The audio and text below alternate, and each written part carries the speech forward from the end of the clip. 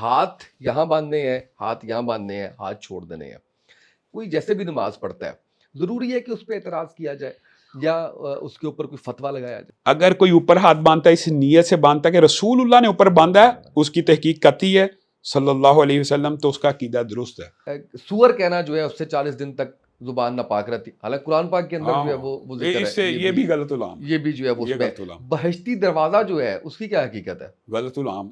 اور قرآن پاک کو ترجمے سے پڑھنا چاہیے، یہ بھی مانتے ہیں، لیکن یہ کہنا کہ بغیر ترجمے کے جو بندہ پڑھے گا وہ ایسے جیسے فرینچ میں گالیاں نکال رہا ہے. اچھا، پھر میں شیعوں سے بھی آج یہ سوال پوچھتا ہوں. اس نے یہاں تک کہہ دیا کہ حسن تے شاہی کوئی نہیں، اور پھر یہ کہتا ہے حسن چھڈو انبیاء تے شاہی کوئی نہیں. بسم اللہ الرحمن الرحیم. السلام علیکم. میں علامہ ہشام الہی ظہیر صاحب جو کہ صدر ہیں جمعیت اہل حدیث پاکستان کے، ان کے آج ان کے ہاں آیا ہوا ہوں اور ان کے مرکز میں آیا ہوا ہوں. اور مجھے بڑا اچھا لگا، میں نے جب دیکھا سارا معاملہ، ساری لائبریری اور چیزیں وغیرہ جو ہیں، تو مجھے بدقسمتی لگی کہ میں اس سے پہلے نہیں آ سکا. اور یہ میرے اتنا قریب ہے، یعنی جہاں میں رہتا ہوں وہاں پہ، باقی جگہوں پہ. تو ایک تو سب سے پہلے علامہ صاحب آپ کا بہت شکریہ، آپ نے وقت نکالا اور بڑے شارٹ نوٹس پہ آپ نے جو ہے وہ وقت نکالا. خیریت سے ایسے طبیعت ٹھیک ہے ماشاءاللہ؟ اچھا، ہم سٹارٹ جہاں سے کریں گے وہ یہی کریں گے کہ کچھ فیملی کے بارے میں بتائیں، کچھ ذریعہ معاش کے بارے میں بتائیں، کچھ آمدنی کے بارے میں بتائیں، کچھ لائف سٹائل کے بارے میں بتائیں، کچھ گاڑیوں کے بارے میں بتائیں. کس طرح سے لوگ جو جاننا چاہتے ہیں وہ ہم چاہ رہے ہیں، فیملی ممبرز کون کون ہیں، تعلیم کتنی کہاں سے ہے، اس بارے سے ہم سٹارٹ کرتے ہیں. بسم اللہ الرحمن الرحیم. فیملی بیک گراؤنڈ تو ویسے ہمارا معروف ہے. علامہ احسان الہی ظہیر شہید رحمہ اللہ کا میں بیٹا ہوں، اور میں سب سے چھوٹا بیٹا ہوں. بڑے بھائی ابتسام الہی ظہیر ہیں، معروف ہیں، وہ بھی مذہبی اسکالر ہیں. میں خود جو ہوں، میں نے جو تعلیم، ابتدائی تعلیم، جہاں تک آپ کا سوال ہے، تو میں نے بچپن کے اندر، یعنی جو پہلا سکول تھا وہ کریسنٹ ماڈل سکول تھا، 5ویں تک وہاں پہ پڑھا. اس کے بعد میں نے حفظ قرآن کی سعادت حاصل کی.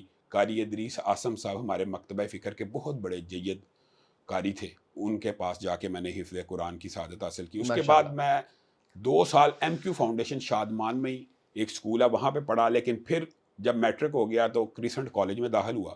پھر ایف ایس سی وہاں سے کرنے کے بعد بی ایس سی میں نے government college zoology botany state میں کی. اور اس کے بعد ایک ٹرننگ پوائنٹ، دوبارہ ہماری فیملی بیک گراؤنڈ چونکہ مذہبی تھی، دینی تھی، تو جامعہ رحمانیہ معروف دینی ادارہ لاہور کا، میں وہاں پہ داخل ہوا. لیکن میں نے اساتذہ سے الگ بھی پڑھا. ایک تو تک کلاسوں میں پڑھنا اور الگ بھی پڑھا. رمضان سلفی صاحب میرے استاد تھے، حفیظ الرحمان لکھوی صاحب معروف یہ اہل حدیث علماء میں سے ہیں، ان سے پڑھا. شفیق مدنی صاحب سے پڑھا. 2 سال میں نے جب یہاں پہ تعلیم مکمل کی، اور اس کے بعد بی ایس سی کے بعد میں نے پنجاب یونیورسٹی سے میس کمیونیکیشن میں ماسٹرز کیا. تو جب میرا ماسٹر مکمل ہوا، ہونے والا تھا، ابھی رزلٹ آنا تھا، تو میرا مدینہ یونیورسٹی میں داخلہ ہو گیا. تو میں نے اپنے اساتذہ سے مشورہ کیا. انہوں نے کہا عربی جو لینگویج ہے نا، بولنا ضرور سیکھنی چاہیے، آپ کو آتی ہے، پڑھنے میں آتی ہے، آپ نے علم تو حاصل کر لیا ہے بنیادی. تو پھر میں نے 2 سال وہاں پہ محض اللغہ، اسپیشلائزیشن ان عربک لینگویج ہوتا ہے، صرف وہ بول چال کی سمجھیں. 2 سال وہاں سے پڑھ کے آیا. پھر میں نے آ کے ماسٹرز کیے، عربک کے اندر کیا، اسلامک اسٹڈیز میں کیا، پولیٹیکل سائنس میں کیا. پھر میں نے ایم فل کیا. اب میں پی ایچ ڈی اسکالر یہاں پہ یو او ایل میں. تو یہ تو ہے کہ دنیاوی تعلیم بھی ساتھ ساتھ جاری رہی، اور اس کے علاوہ دینی تعلیم بھی ساتھ ساتھ جاری رہی. جہاں تک دیگر فیملی ممبرز کا تعلق ہے، ہم 3 بھائی ہیں، 5 ہماری بہنیں ہیں. اور اللہ کے فضل و کرم سے وہ جو ابتسام بھائی کا مرکز ہے، جو والد محترم نے جس کی بنیاد رکھی تھی، وہ لارنس گارڈن کے سامنے ہے. اور لاہور کی ہمارے مسلک میں سب سے بڑی تراویح وہاں پہ ہوتی ہے. وہاں پہ میرا بانجا ڈاکٹر سبیل اکرام وہاں پہ وہ تراویح کی امامت کرواتا ہے. اور اسی طرح اللہ کے فضل و کرم سے جس مرکز میں آپ بیٹھے ہیں، یہ خواتین کی لاہور میں سب سے بڑی انڈیپینڈنٹ مسجد یہاں پہ ہے. یعنی یہاں پہ 1400 خواتین کی نماز پڑھنے کی گنجائش ہے، اور ہر جمعے میں تقریباً 600-700 خواتین جمعہ آ کے پڑھتی ہیں. ہمارے معاشرے میں آپ کو پتہ جمعہ پڑھنے کا ٹرینڈ خواتین کا نہیں ہے. تو رمضان کے اندر بھی اللہ کے فضل و کرم سے یہاں تقریباً سب سے بڑا درس قرآن کے اندر، جو میں خلاصہ قرآن بیان کرتا ہوں، سب سے بڑا لاہور کا اجتماع درس قرآن کا ہوتا ہے. الحمدللہ.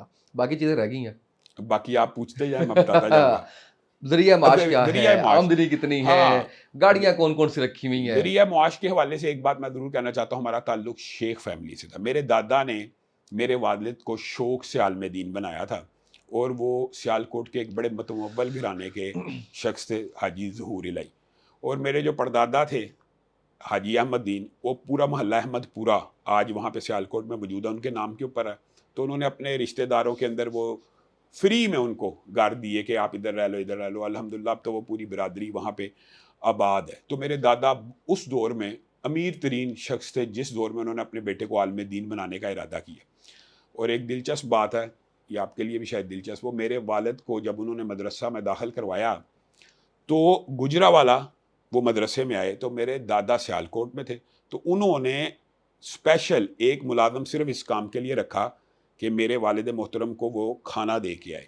اچھا. اور ان سے پوچھا گیا کہ آپ یہ کیا اتنا اقبال صاحب کو بھیجتے ہیں، وہ ہر روز کھانا دے کے جاتا ہے لاتا ہے، یہ ایک آپ نے انہوں نے کہا میں اپنے بیٹے کو زکوٰۃ کی روٹی نہیں کھلانا چاہتا. حالانکہ جائز ہے، امیر بندے کا بچہ بھی کسی مدرسے میں پڑھے وہاں سے کھانا کھائے یہ اس کے لیے حلال ہے.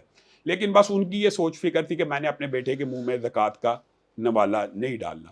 اس کے بعد میرے والد کی ہر ہسٹری ہے، وہ بہت بڑے عالم دین بن گئے. وہ ان کا ایک الگ ایک اگر تعارف اگر پروگرام ہو تو مکمل پروگرام درکار ہے. بہرحال پھر میرے والد صاحب چونکہ ایک کاروباری گھرانے کے ساتھ تھے، میرے دادا کی اس وقت 65 کے قریب لومیں تھی، تو وہ یعنی بڑے امیر کبیر تھے.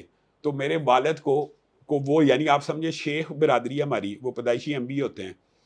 تو والد صاحب آ کے انہوں نے بھی بزنس کیا. میرے والد صاحب نے کچھ کتابیں بھی لکھی. جب وہ زمانہ طالب علمی میں تھے تو ایک کتاب ان کی تھی قادیانیت. تو جب وہ قادیانیت ابھی انہوں نے وہاں سے مدینہ یونیورسٹی سے فارغ نہیں تھے ہوئے، تو انہوں نے کہا اپنے ٹیچر سے کہ میں لکھنا چاہتا ہوں کہ میں خريج جامعہ اسلامیہ ہوں، یعنی میں یہاں سے متخرج ہوں، یعنی میں پاس کر چکا ہوں تاکہ میری کتاب کی کوئی ویلیو بنے. تو انہوں نے کہا آپ لکھیں. تو میرے والد صاحب نے ذرائع مزاح ان سے پوچھا اگر میں فیل ہو گیا، تو شیخ ابن باز نے کہا اگر آپ فیل ہو گیا ہم مدینہ یونیورسٹی بند کر دیں. ارے واہ. تو یہ انہوں نے پھر سب سے آپ کو میں ٹرننگ پوائنٹ والد صاحب کے کاروبار کا بتاؤں، وہ کتاب دیکھیں لکھی اللہ کے لیے تھی، لیکن اس کا پہلا آرڈر ہی 1 لاکھ سے زائد کتابوں کا آ گیا کہ پوری دنیا میں قادیانیوں کے بارے میں اویئرنیس پھیلائی جائے. بزنس میرے والد صاحب کا اول کتابوں کا تھا. پھر پراپرٹی کا بزنس انہوں نے لاہور میں کیا. سارے جو یہاں کے علاقے کے لوگ ہیں یا پراپرٹی ڈیلرز ہیں ان کو بڑی اچھی طرح جانتے ہیں. یعنی انہوں نے دین کے ساتھ معیشت کو، یہ نہیں کہ دین کو روزگار نہیں بنانا جائز ہے، میں ان کو کنڈیم نہیں کرتا جو لوگ مطلب قرآن پڑھاتے ہیں. بعض لوگ یہ سوال کرتے ہیں جی قرآن پڑھانے کا پیسہ لینا 100% جائز ہے، تعلیم دینے کا پیسہ اس کو معاوضہ لینا جائز ہے. لیکن میرے والد محترم نے یہ ایٹیچیوڈ نہیں اپنایا، کاروبار کیا. دادا امیر تھے. اللہ کے فضل و کرم سے تحدیث نعمت کے طور پہ بتانا چاہتا ہوں جی کہ میرے دادا جب دنیا سے گئے ہیں نا تو اپنے بچے کے لیے ایک بیٹے کے لیے 10 کروڑ کی وراثت چھوڑ کے گئے. ارے واہ. اتنے امیر تھے. تو لیکن میرے والد کو تو نہیں ملی. آپ کو پتہ ہے اہل حدیثوں میں یہ 3 پوتوں کی وراثت نہیں ہوتی. تو میرے والد صاحب کی چونکہ ڈیتھ میرے دادا کی زندگی میں ہو گئی تھی نا، تو اس لیے ان کو نہیں ملی. میں ویسے بتا رہا ہوں کہ خاندان فیملی یہ سارا بیک گراؤنڈ کاروباری تھا. تو اللہ کے فضل و کرم سے جب ہم بھی جوان ہوئے ہیں ہم نے بھی بزنس کیا، کاروبار کیا. میں نے امبرائڈری کی الحمدللہ 2000 میں پورے لاہور میں سب سے زیادہ مشینیں میری تھیں. امبرائڈری کا بزنس کیا. الحافظ امبرائڈری، الحاکم امبرائڈری پورے لاہور میں معروف ہے. آج بھی اعظم مارکیٹ کے اندر ہمارے کلائنٹس موجود ہیں. وہ کام لیکن بہت زیادہ توجہ طلب اور محنت طلب تھا. وہ دین کے ساتھ میں نے یہ سمجھا کہ یہ کاروبار فل ٹائم یا وہ کام کرے یا بندہ یہ کام، کیونکہ اس میں لیبر انوالو ہے. کسی کام میں لیبر انوالو ہو تو آپ اس کو چھوڑ نہیں سکتے. سینکڑوں لیبر کے لڑکے ہوتے ہیں. تو پھر میں نے پراپرٹی میں کام کنورٹ کیا. تو اللہ کے فضل و کرم سے جب میں نے کیا باقی 3 بھائیوں نے بھی کیا، حتیٰ کہ میرے بانجے نے بھی، یہ جو ڈاکٹر جی سبیل کرام ہے. پھر میری ہمارا ملاقات بڑی اچھی اور بڑا اچھا انہوں نے اپنا سارا وہ بتایا. اچھا بس پھر ہماری ساری فیملی آپ یہ سمجھیں اس ٹائم پراپرٹی کا بزنس کر رہی ہے اور اللہ کے فضل و کرم سے اچھا بزنس ہے. اور بہرحال جو گاڑیوں کا شوق ہے یا گاڑیوں کا معاملہ ہے وہ میرے پاس اس لیول کی نہیں ہے جو ڈاکٹر صاحب کے پاس ہے، ڈاکٹر سبیل کے پاس. یعنی میرے پاس ایک ٹویوٹا کرولا ہے اور ایک کیا سورنٹو ہے. اچھا ٹھیک ہو گیا. اچھا یہ جب ہم سنتے ہیں نا مدینہ یونیورسٹی سے والد صاحب بھی اور آپ بھی، تو ایک فیل یہ آتا ہے کہ جیسے بڑے اسٹرانگ کنیکشن ہے سعودیہ کے ساتھ. پھر ایک اور چیز آتی ہے کہ کیا وہاں سے فنڈنگ بھی آتی ہوگی، ایسا کچھ ہے؟ اچھا اسامہ بھائی یہ آپ نے بڑا اچھا سوال کیا. کنیکشن جو ہے میرے والد صاحب کے بہت زیادہ اسٹرانگ تھے، یہ ایک حقیقت ہے. لیکن اب یہ دیکھیں جب والد صاحب کی ڈیتھ ہوئی میری ایج تھی 8 سال، ابتسام بھائی کی ایج تھی 14 سال. تو وہ کنیکشن بحال کرنے میں بھی ایک گیپ آ گیا نا. میں 8 سال کا تھا تو ایک 8 سال کے بچے کے ساتھ عرب شیوخ یا بادشاہوں کے وہ تعلقات نہیں ہو سکتے، بن ہی نہیں سکتے، یعنی ہو ہی نہیں سکتے. لیکن یہ بات درست ہے کہ والد محترم کے شاہ فہد کے ساتھ، نائف کے ساتھ، سلطان کے ساتھ براہ راست تعلقات تھے اور انہوں نے اس تعلق کی حیا بھی کی کہ والد صاحب جب زخمی ہوئے تو انہوں نے باقاعدہ طیارہ بھیجا، صدام حسین نے بھیجا، یعنی والد صاحب کی بم بلاسٹ لاہور میں ہوا تو 3 ملکوں کے طیارے ریڈی تھے، یعنی سعودیہ کا طیارہ، عراق کا طیارہ، کویت کا طیارہ، ہر بندے کی خواہش یہ تھی کہ ہمارے پاس آئے، ہم علاج کرتے ہیں۔ تو والد محترم نے سعودی عرب کو چنا، تو یہ اللہ کی تقدیر تھی، پھر وہاں پہ گئے تو ان کی شہادت ہوگی، تو پھر جنت البقیع میں دفن ہوئے۔ کنیکشن بہت زیادہ اسٹرانگ تھے والد کی، لیکن اس کے بعد جب ایج گیپ آیا تو کنیکشن لوز ہو گئے۔ اب اللہ کے فضل و کرم سے میں دوبارہ اس کو بحال کرنے کی کوشش کر رہا ہوں۔ جہاں تک فنڈنگ کا تعلق ہے تو ایک بات ذہن میں رکھیں کہ دین کے کام کے لیے میں کسی کو تان و تشنیع نہیں کرنا چاہتا، دین کے کام کے لیے فنڈ لینا جائز ہے، لیکن اللہ کے فضل و کرم سے ہم نے آج تک، میرے والد صاحب نے یا ہماری فیملی نے آج تک سعودیہ سے 1 روپیہ نہیں لیا۔ ایک ریال بھی آپ سمجھتے ہیں نا، وہ بھی اس لیے نہیں لیا کہ ان کے ہاں بھی، میں آپ کو ایک سوچ بتاتا ہوں کہ وہ بھی جس کو پیسہ دیتے ہیں اس کو اپنا ماتحت ہی سمجھتے ہیں نا، یعنی بنیادی طور پہ۔ اور دوسری بات یہ ہے کہ لینے میں حرج نہیں ہے، میں اس بات کو ڈینائی نہیں کر رہا۔ اگر کسی نے مسجد بنانی ہے، مدارس بنانے ہیں، ادارے بنانے ہیں، تو اللہ کرے کہ دوبارہ ایسے لنکس بن جائیں کہ ہم ان کو دین کے کاموں میں استعمال کر سکیں۔ لیکن آج تک تو اللہ کے فضل و کرم سے ہماری فیملی نے ان سے کسی بھی قسم کا کوئی مالی مفاد نہیں لیا۔ لیکن جو علامہ صاحب کی جماعت تھی وہ اتنی پاپولر ہو چکی تھی، اہل حدیث جماعت کا ان کے ساتھ کنیکشن ہے، تو اہل حدیث جماعت بہرحال سعودی عرب سے جو امداد آتی ہے وہ لیتی ہے، جو جماعتیں ہیں، تو وہ ظاہر ہے پیغام کا ایک پورا ٹی وی سیٹ اپ ان کی امداد سے چل رہا ہے۔ اچھا، اس کے بعد آپ نے بڑے تفصیل سے بتا دیا، پڑھائی سارا کچھ، اس کے بعد جب پریکٹیکل لائف میں آپ نے ایک طرف بتائی بزنس کی، دوسری طرف دین کے کاموں کے حوالے سے ہم جاننا چاہیں گے، اور یہ بھی جاننا چاہیں گے کہ آپ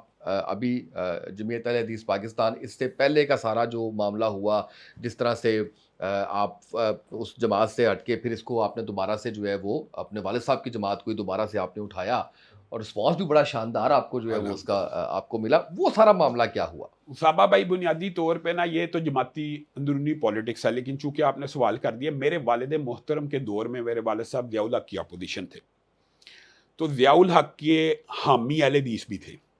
میں آپ کو کھل کے اب بتاتا ہوں، آپ نے پوچھ لیا تو یہ کوئی بات اچنبے کی نہیں ہے، غیر مسلک کے لوگوں کو بھی اس حوالے سے، جو مذہبی لوگ ہیں ان کو پتہ ہوتا ہے، لیکن ظاہر ہے جو لوگ مذہب اور دین سے کچھ دور ہوتے ہیں ان کو نہیں پتہ ہوتا۔ میرے والد صاحب بھٹو کی اپوزیشن تھے، میرے والد صاحب ضیاء الحق کی اپوزیشن تھے، لیکن ہماری جماعت کا ایک گروہ ایسا تھا جو بھٹو کا بھی حامی تھا، ضیاء الحق آیا تو اس کا حامی۔ ہر دور میں کچھ علماء ایسے ہوتے ہیں کہ وہ جو گورنمنٹ آئے اس کے ساتھ، اسی کے ساتھ ہوتے ہیں۔ کسی خاص کو کہہ رہے ہیں؟ اب وہ آپ کہنے کا مطلب ہے عقل مند کے لیے اشارے کافی ہے، ایسے ہوتی ہے نا یہ سوچ فکر۔ بالکل بالکل ہے، اور یہ سوچ فکر ہو سکتا ہے ان کی نظر میں صحیح ہو، لیکن میرے والد صاحب کی حریت فکر تھی، وہ ضیاء الحق کی بہت تگڑی اپوزیشن تھے، تو ان کو اپنی جماعت سے بہت زیادہ مخالفتوں کا سامنا کرنا پڑا۔ تو 81 میں میرے والد صاحب نے اس جماعت سے علیحدگی اختیار کر لی اور انہوں نے جمعیت اہل حدیث کی، یہ تحریک استقلال کی بات بتا رہے ہیں تحریک استقلال کے بعد، تحریک استقلال کے بعد وہ جو 1977 اور سے لے کے 81 کا پیریڈ ہے، وہ والد صاحب نے تحریک استقلال میں گزارا، جماعت میں اپنی نہیں گزارا، کیونکہ لیٹیگیشن پیدا ہو گئی بھٹو کی اپوزیشن کے اوپر۔ تو بنیادی طور کے اوپر وہ اس جماعت کا نام تھا مرکزی جمعیت اہل حدیث، اس کو مرکزی جمعیت اہل حدیث کہتے ہیں۔ وہ تب بھی تھی، اس کے جو لیڈران تھے وہ مولانا معین الدین لکھوی رحمہ اللہ تھے اور میاں فضل حق رحمہ اللہ تھے، وہ ضیاء الحق کے بڑے قریبی ساتھی تھے۔ تو جب میرے والد صاحب نے ایجیٹیشن کی ضیاء الحق کے خلاف، تو انہوں نے میرے والد صاحب کے اوپر 90 کے قریب مقدمات بھی درج کیا۔ تو میرے والد صاحب نے پھر تحریک استقلال کا یہ دور اس میں گزارا کہ کوئی سپورٹ چاہیے ہوتی ہے بندے کو سیاسی۔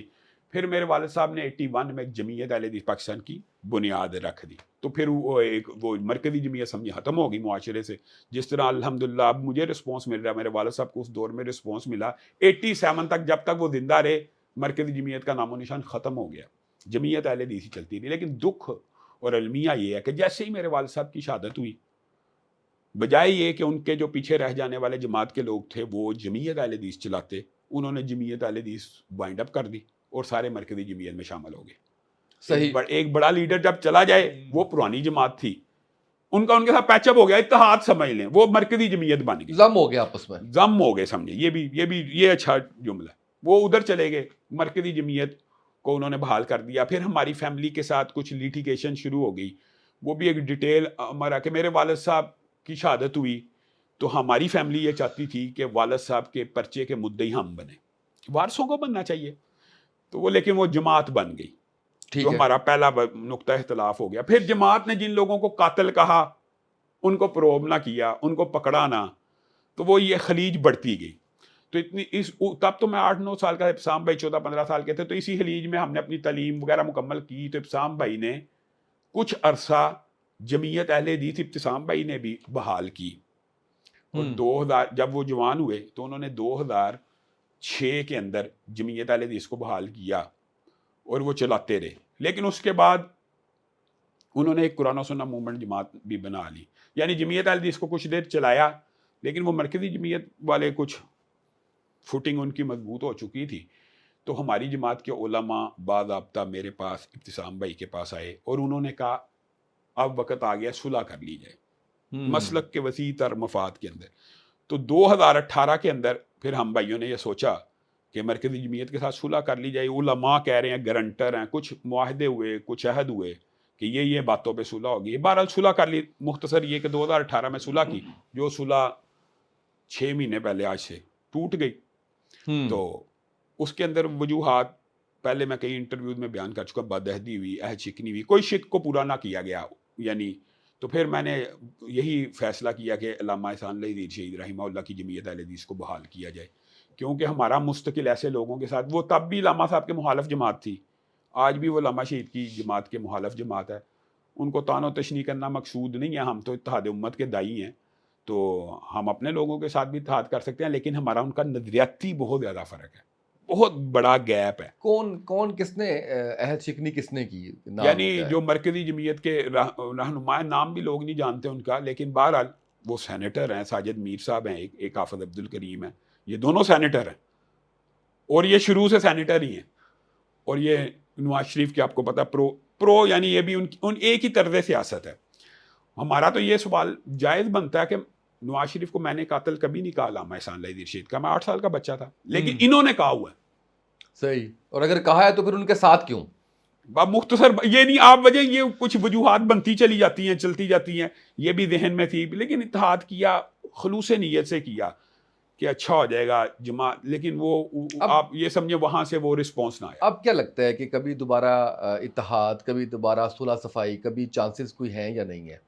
اب تو اسامہ بھائی دیکھیں, پنجاب کے اندر 45 اضلاع ہیں, 35 اضلاع میں نے نیٹ ورکنگ قائم کر لی ہوئی ہے. ان میں سے جو باقی 10 اضلاع, ان میں سے بھی 3 میں تقریباً مکمل ہے 6 ماہ کے اندر اندر. تو اللہ کے فضل و کرم سے اس ٹائم جمعیت اہل حدیث اس سے بہت بڑی جماعت بن چکی ہے, یعنی کوئی موازنہ ہی نہیں. وہ تو آپ عوامی رائے سے اور عوام کے رسپانس سے جج کر لیں کہ میرے سوشل میڈیا کے فالوورز کتنے ہیں, ان کے رہنماؤں کے کتنے, آپ صرف یہی اندازہ لگا لیں. ایک پیرامیٹر کہہ رہا ہوں, لیکن پھر لوگ کہتے ہیں سوشل میڈیا کی جماعت. اب عوامی جلسوں سے اندازہ لگا لیں, عوامی ویلکم سے اندازہ لگا لیں, تو اب بہت زیادہ فرق ہے. اور لوگ اگر میرے ساتھ علامہ شہید کے نظریات اور اس قاص کے اوپر کھڑے ہوئے ہیں کہ حریت فکر ہوگی اور درباری اور سرکاری پن نہیں ہوگا اور چندے کے ساتھ جائیدادیں ذاتی نہیں بنائی جائیں گی, کیونکہ ایک نقطۂ نظر اور نظریہ ہی ہماری فیملی کا یہ ہے کہ اللہ کے نام پہ دھوکہ دینا سب سے بڑا دھوکہ ہے. دیکھیں میں آپ سے پیسہ لے رہا ہوں مسجد کے اوپر, اس پیسے سے میں اپنی ذاتی پراپرٹی بنا سکتا ہوں؟ بالکل نہیں. حرام ہے. ایک بندہ ہے جس کا کوئی بزنس نہیں ہے, کوئی کاروبار نہیں ہے, کوئی تجارت نہیں ہے, اس کا کام ہے صرف وہ چندہ مانگتا ہے, اس کی اربوں روپے کی جائیداد کیسے بن سکتی ہے؟ یہ ایک سوال ہے. تو اس نقطۂ نظر کو اس وجہ سے عوام میرے ساتھ جڑی ہے, تو میں ان کو مایوس نہیں کرنا چاہتا. پھر کس بنیاد کے اوپر صلح ہو سکتی ہے؟ اب صلح کا امکان بہت کم ہے, بہت کم ہے. اچھا, یہ ابھی آپ نے سوشل میڈیا کا ذکر کیا کہ آپ کی شہرت اور وہ سارا کچھ ہے, آپ کو میں سمجھتا ہوں مذہبی اسکالر, آپ کو بے شک بے شک آپ کو وجہ شہرت یہی ہے. نہیں, لیکن آپ کو گوگل جب کیا جائے تو وہ یوٹیوبر لکھتا ہے, آپ کو پتا ہے اس بات کا؟ اچھا, میرے علم میں نہیں. آپ کو نہیں ہے. اچھا چلے خیر, اس پہ آپ اپنی ٹیم کو کہیں کہ اس کو ٹھیک کرے. وہ تو گوگل والوں نے ٹھیک کرنا, کہ ہماری نہیں, آپ کی ٹیم نے کرنا ہے. وہ اس کے بعد ہم بیٹھیں گے پھر بات کریں گے, وہ انہوں نے ٹھیک کرنا ہے. اچھا, دوسرا مجھے یہ بتائیے کہ ابتسام الہی ظہیر صاحب کے ساتھ بھی آپ کے اختلافات رہے؟ ابتسام صاحب کے ساتھ تو میرا زندگی میں شاید کبھی 1 منٹ کا بھی اختلاف نہیں ہے, نہ تھا, نہ ہے, نہ ہو سکتا. امکان نہیں ہے نا, اور کیونکہ بڑے بھائی ہیں اور اختلاف کا کوئی امکان ہی نہیں ہے. ہاں, یہ اختلاف ضرور ہے سوچ و فکر کا کہ وہ ابھی تک ان کو نہیں, انہوں نے گڈ بائے کا. تو کبھی اس پہ بات ہوئی آپس میں؟ ہوتی ہے, بھائیوں کی گپ شپ لگتی ہے, آپ کو پتا کئی دفعہ ہوتی ہے. بنیادی طور کے اوپر اگر آپ نے بات اندر کی پوچھنی ہے تو وہ یہ چاہتے ہیں کہ یار آپ کو تو انہوں نے نوٹیفیکیشن کیا اور آپ نے جماعت کھڑی کر لی اور عوام نے آپ کو رسپانس دیا. میں اگر از خود یہ کام کروں گا تو شاید مجھے وہ رسپانس نہ مل سکے. لیکن بہرحال ان کے ساتھ نظریاتی وہی اختلاف ہے جو میرا ہے, وہ ہے, ان کا بھی ہے, اور ہو سکتا ہے آپ کے انٹرویو نشر ہونے سے پہلے ان کا بھی نوٹیفیکیشن جاری ہو جائے, لیکن وہ تو ہونا ہے. میں اس کی ایک وجہ بتاتا ہوں. ابتسام بھائی کا ایک نقطہ نظر یہ ہے کہ وہ انڈیپینڈنٹ الیکشن لڑنا چاہتے ہیں, اور انہوں نے ساجد میر صاحب کو کہنا میری حمایت کرو, انہوں نے کرنی نہیں کرنی. انہوں نے نون لیگ کی حمایت کرنی ہے, یہ بات تو آبویس ہے. ٹھیک ہے, یہ تو میرے خیال میں وہ نوٹیفیکیشن آنے میں چند دن ہی باقی ہیں. لیکن یہ ان کا اپنا ذاتی, دیکھیں دو بھائیوں کا اس طرح کا اختلاف نظریاتی, آپس میں ہماری کوئی لیٹیگیشن نہیں ہے, لیکن سوچ فکر کا آ سکتا ہے. کئی آپ نے بھائی دو دیکھے ہوں گے, دو مختلف پارٹیوں میں ہوتے ہیں, اسد عمر صاحب, زبیر عمر ہاں, صاحب, تو پھر وہ لیکن ہمارا ایسا معاملہ نہیں ہے. بہت سے لیکن وہ یہ سمجھتے ہیں, اصل میں پہلے انہوں نے جمعیت اہل حدیث کو چلایا بھی ہے ایک دور میں, آپ نے بتایا. ہاں, تو پھر اصل میں وہ یہ دوبارہ میرے خیال میں پریکٹس کرنا بھی نہیں چاہتے, وہ دوبارہ یہ ایکسرسائز بھی نہیں کرنا چاہتے. بالکل صحیح ہے, یہ بھی لیکن مجھے بڑا اچھا لگا, آپ بڑے ادب سے ان کا نام میرے والد کی جگہ بڑے پیار سے جو ہے وہ آپ ان کا. اچھا یہ بتائیے گا کہ اس الیکشن سے آپ کی کیا ایکسپیکٹیشنز ہیں, یا اس کو تھوڑا ریفریز کروں تو کیا ایکسپیکٹیشن, کیا آپ نے ٹارگٹ اپنے سیٹ کیے ہوئے ہیں؟ یہ بنیادی طور پہ آپ یہ سمجھ لیں کہ یہ تھوڑا سا بیڈ لک ہے کہ جماعت بنے ہوئے ابھی کچھ مہینے میں تو الیکشن آ گیا. لیکن اس بارے میں ہم کرسٹل کلیئر ہے کہ ہماری اولین ترجیح آج بھی مذہبی جماعتوں کا اتحاد ہے. اس کے لیے میں نے بڑی سٹرگل کی ہے, بڑے عرصے سے آپ کہہ رہے ہیں. میں بڑی محنت کی ہے, میں نے محنت بھی بہت کی ہے. اسامہ بھائی, میں بڑے لیڈروں کے ساتھ یعنی ڈائلاگ میں رہا ہوں اور مکالمے میں رہا ہوں, باتیں ہوتی رہی ہیں, لیکن میں نے دیکھا یہ کام ایک مشکل کام ہے. جتنا مجھے آسان لگتا تھا کہ دین کے نام کے اوپر مشترکات کی بنیاد کے اوپر اتحاد ہو جائے گا, تو یہ مشکل ہے. لیکن مایوس نہیں ہوں, یعنی کم از کم میں ساری مذہبی جماعتوں کو اس پوائنٹ پہ لے آیا ہوں کہ سیٹ ایڈجسٹمنٹ کے لیے قائل ہیں, سیٹ ایڈجسٹمنٹ پہ قائل ہو چکے ہیں. زبردست. صرف ایک پوائنٹ ہے, میری خواہش یہ تھی یا معاویہ اعظم کی خواہش یہ تھی یا دیگر جو جماعتیں ہیں جو بڑے سٹیک ہولڈر نہیں ہیں, کہ سعد رضوی صاحب, سراج الحق صاحب, ہم سارے مل کے ایک انتخابی اتحاد کے اوپر کام کریں اور ایک نشان سے الیکشن لڑیں. یہ ہونا ممکن نظر نہیں آیا. اس کے اندر جو بڑے سٹیک ہولڈر ہیں نا, ان کو اپنے اپنے نشان اور اپنی اپنی پارٹی زیادہ عزیز ہے, تو اس کا حل پھر یہی نکالا ہے کہ سیٹ ایڈجسٹمنٹ کی جائے. اور اگر خدا نہ خواستہ میں اس مشن میں ناکام ہو گیا, پھر تو سیکولر جماعتوں کے لیے گیٹ کھلے ہوتے ہیں نا, پھر تو پی ٹی آئی بھی ہے, نون لیگ بھی ہے, پیپل پارٹی, ان کو میں تینوں کو ایک کیٹیگری اور ایک صف کا سمجھتا ہوں. ان کے ساتھ ڈائلاگ اور مذاکرات تو اس بنیاد پہ ہوں گے کہ وہ جمعیت اہل حدیث کو کون زیادہ اوبلائج کرتا ہے. وہ تو آپ کو پتا ہے, وہ ایک اصولی بات ہے, وہ ہر سیاست میں. اس لیے میرے جو ٹارگٹس اس الیکشن میں کوشش یہ ہے کوئی مذہبی اتحاد آ جائے. اگر نہ ہوا تو ظاہر ہے ہم ان سیکولر پارٹیز میں سے کسی کا انتخاب کریں گے. اچھا یہ بتائیں کہ آپ کی زندگی کی سب سے بڑی غلطی, سب سے بڑا پچھتاوا اور سب سے بڑی خواہش کیا ہے؟ اگر آپ پچھتاوا کہیں تو پچھتاوے تو شاید ایک سے زیادہ ہوں, لیکن میں یہ سمجھتا ہوں کہ یہ جو صلح مرکزی جمعیت سے میری ہوئی, اس نے میری زندگی کے 4-5 سال ضائع کیے, اور ہماری صلاحیتوں کو, یعنی آپ یہ سمجھیں کہ زنگ لگانے والی بات ہوگی. یہ صلح نہیں تھی ہونی چاہیے, یہ غیر فطری تھی. یہ ایک پچھتاوا اور ریگریٹ ہے. اور دوسری بات یہ ہے, کئی دفعہ میرے دل میں لاشعور میں کہہ لیں کہ میں نے جب مدینہ یونیورسٹی سے مہد اللغہ سے فارغ ہو کے 2 سال کر کے اپنے اساتذہ کے مشورے سے میں آیا تھا, اور انہوں نے کہا تھا کہ یہاں پہ پاکستان میں دین کا کام زیادہ ہونا چاہیے, لیکن میرے لاشعور میں کبھی کبھی آتا ہے کہ مجھے مدینہ نہیں تھا چھوڑنا چاہیے. یعنی ایک مدینہ کے ساتھ محبت, والد صاحب کی وہاں پہ قبر, میرے دادا کی وہاں پہ قبر, اور پھر میرا بیٹا مدینہ میں پیدا ہوا, وہ فوت ہو گیا, اس کی وہاں پہ قبر, یعنی اس کے ساتھ ایک لگاؤ تھا. تو مدینہ چھوڑنے کا ایک لاشعور کے اندر, یعنی کچھ پچھتاوے تو انسان کی زندگی میں ہوتے ہیں نا, تو ایسے پچھتاوے تو ہیں. غلطی سب سے بڑی پچھتاوا غلطی کا ہی اگلا سٹیپ ہوتا ہے. زندگی میں کچھ ظاہر ہے مسٹیکس ہوئی ہوتی ہیں, غلطیاں بھی ہوتی ہیں انسان کے ساتھ, انسان کے ذہن میں. ظاہر ہے میں یہی سمجھتا ہوں کہ بلنڈرز یہی ہیں. جو ایک غلطی میرے ذہن میں آ گئی ہے کہ 2008 کے اندر میں نے انڈیپینڈنٹ الیکشن لڑا, یہ بھی میں اپنی غلطی سمجھتا ہوں. صحیح, وہ بھی نہیں تھا لڑنا چاہیے. اس کے ساتھ یہ ہوا کہ, لیکن میں یہ سمجھتا ہوں غلطی سے بھی میں نے بہت کچھ سیکھا, اور میں اس سے یہ دیکھیں جب تک بندہ الیکشن نہیں نہ لڑتا. آج اللہ کے فضل سے میں سعد رضوی صاحب کو یا سراج الحق صاحب کو یا سب کو یہ پیغام دیتا ہوں نا کہ آپ اکیلے الیکشن نہیں جیت سکتے. وہ کس وجہ سے دیتا ہوں؟ کیونکہ میں نے خود لڑا ہوا ایکسپیرینس کیا ہوا ہے. تو وہ ایسے نہیں کرنا چاہیے. اور یہ میرا پیغام آج بھی ہے ساری دینی جماعتوں کے رہنماؤں کو, آپ اکیلے الیکشن 70 سال اور بھی لڑ کے دیکھ لیں, آپ نہیں جیت سکتے. بالکل صحیح, نہیں جیت سکتے. ہاں میں آپ کو اپنی بات بتاتا ہوں. مثلا ہم جس مسجد میں بیٹھے ہوئے ہیں, جس ادارے میں, یہاں پہ میرے پیچھے اسامہ بھائی 1500 لوگ جمعہ پڑھتے ہیں, 700 حباتی. اب ان کے گھر میں 5-5 10-10 افراد ہوں گے نا. بالکل. یعنی آپ یہ سمجھیں کہ صرف میرے مسجد کے اندر 10,000 سے زیادہ ووٹر موجود ہے, اور میرے اس علاقے میں 10 مراکز ہیں, اور میں اس خوشگمانی میں آ جاؤں یہ مجھے ووٹ دے دیں گے؟ نہیں دیں گے. کب دیں گے؟ یہ بھی بڑی عجیب سائیکالوجی ہے ووٹر کی. اگر ان کو پتا لگے گا نا علامہ صاحب الیکشن جیت سکتے ہیں تو یقین ماننے سارے دے دیں گے. مذہبی جماعتوں کے پاس یہ چیز کی کمی ہے. وہ کمی کیسے پوری ہوتی ہے؟ جب ساری مذہبی جماعتیں مل جاتی ہیں نا تو لوگوں کے ذہن میں یہ بات آ جاتی ہے کہ جیت سکتا ہے, ہوا بن جاتی ہے. ہوا بننے کا جیت کے امکان پہ بھی لوگ ووٹ دے دیتے ہیں. جس کینڈیڈیٹ کا پتا ہونا اس نے نہیں جیتنا, اس کو ووٹ نہیں پڑتا.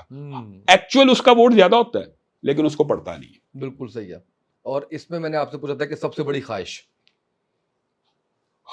ہزاروں خواہشیں ایسی کہ ہر خواہش پہ لگتا ہو آپ کو کہ سب سے بڑی ہے. میری خواہش یہی ہے, میری اب تو ظاہر ہے دلی خواہش ہے کہ جمعیت اہل حدیث پاکستان کی سب سے بڑی دینی مذہبی سیاسی جماعت ہو, اور علامہ احسان اللہ ظہیر شہید رحمہ اللہ کی طرح پاکستان بھر کے اندر اہل حدیثوں کی نمائندہ تنظیم بنے. اور میری دلی خواہش یہ ہے کہ رسول اللہ صلی اللہ علیہ وسلم کی جو شریعت ہے, جو نظام مصطفیٰ ہے, جو اسلام ہے, وہ پاکستان کے آئین میں صرف لکھا ہوا ہے, اللہ کرے اس کے اوپر عمل بھی شروع ہو جائے. غصہ کب آتا ہے؟ غصے کا اظہار کیسے کرتے ہیں؟ غصہ بڑی جلدی آتا ہے, لیکن میرے جو کولیگز ہیں یا ساتھی ہیں, دوست ہیں, وہ یہ سمجھتے ہیں کہ جتنی جلدی آتا ہے اتنی جلدی ہی اتر جاتا ہے.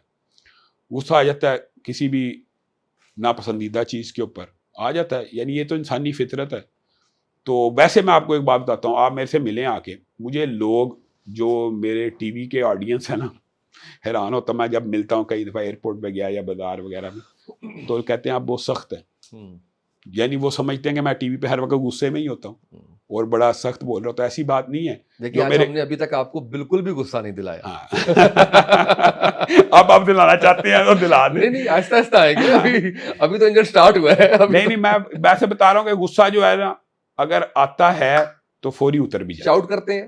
نہیں شاؤٹ تو نہیں میں کرتا, میں آرگیومنٹس کے اوپر بلیو کرتا ہوں, میں مکالمے کے اوپر بلیو کرتا ہوں. اچھا, خاموش بھی نہیں ہوتے, شاؤٹ بھی نہیں کرتے, مکالمہ ضرور کرتا ہوں, جواب دیتا ہوں. آرگیو یعنی آپ اپنی بات کو دلائل سے ثابت کریں.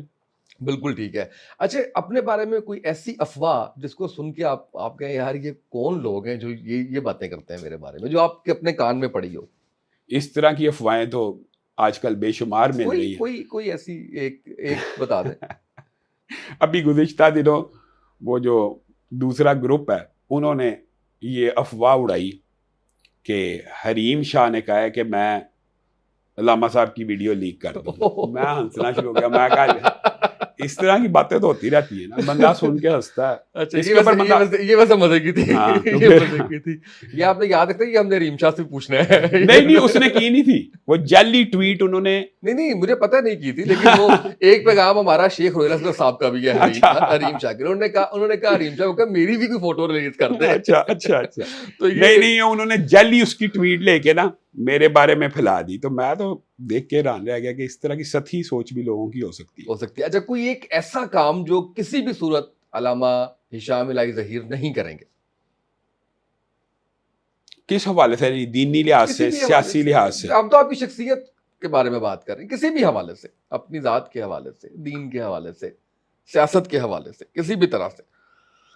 انشاءاللہ اللہ کے فضل و کرم سے میں کبھی بھی کسی بھی سٹیج کے اوپر کبھی بھی موقع آیا تو اسلام کے اوپر, اس دفاع اسلام کے لیے, شاعر اسلام کے اوپر, ختم نبوت کے لیے, حرمت رسول کے اوپر کبھی بھی کسی بھی جماعت سے کمپرومائز نہیں کر سکتا.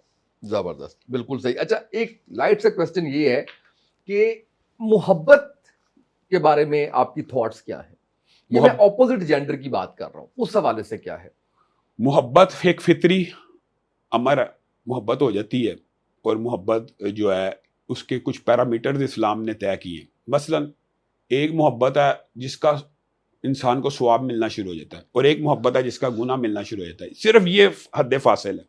ماں سے محبت ہے، ثواب بھی مل رہا ہے. حلال رشتوں سے محبت ہے، ثواب مل رہا ہے. بیوی سے محبت ہے، اس کا ثواب اجر ہے. یہی محبت اگر آپ کی غیر محرم کے ساتھ ہے تو آپ کو گناہ ملنا شروع ہو جاتا ہے. آپ شہوت میں پڑ جاتے ہیں، آپ نظر بازی میں پڑ جاتے ہیں.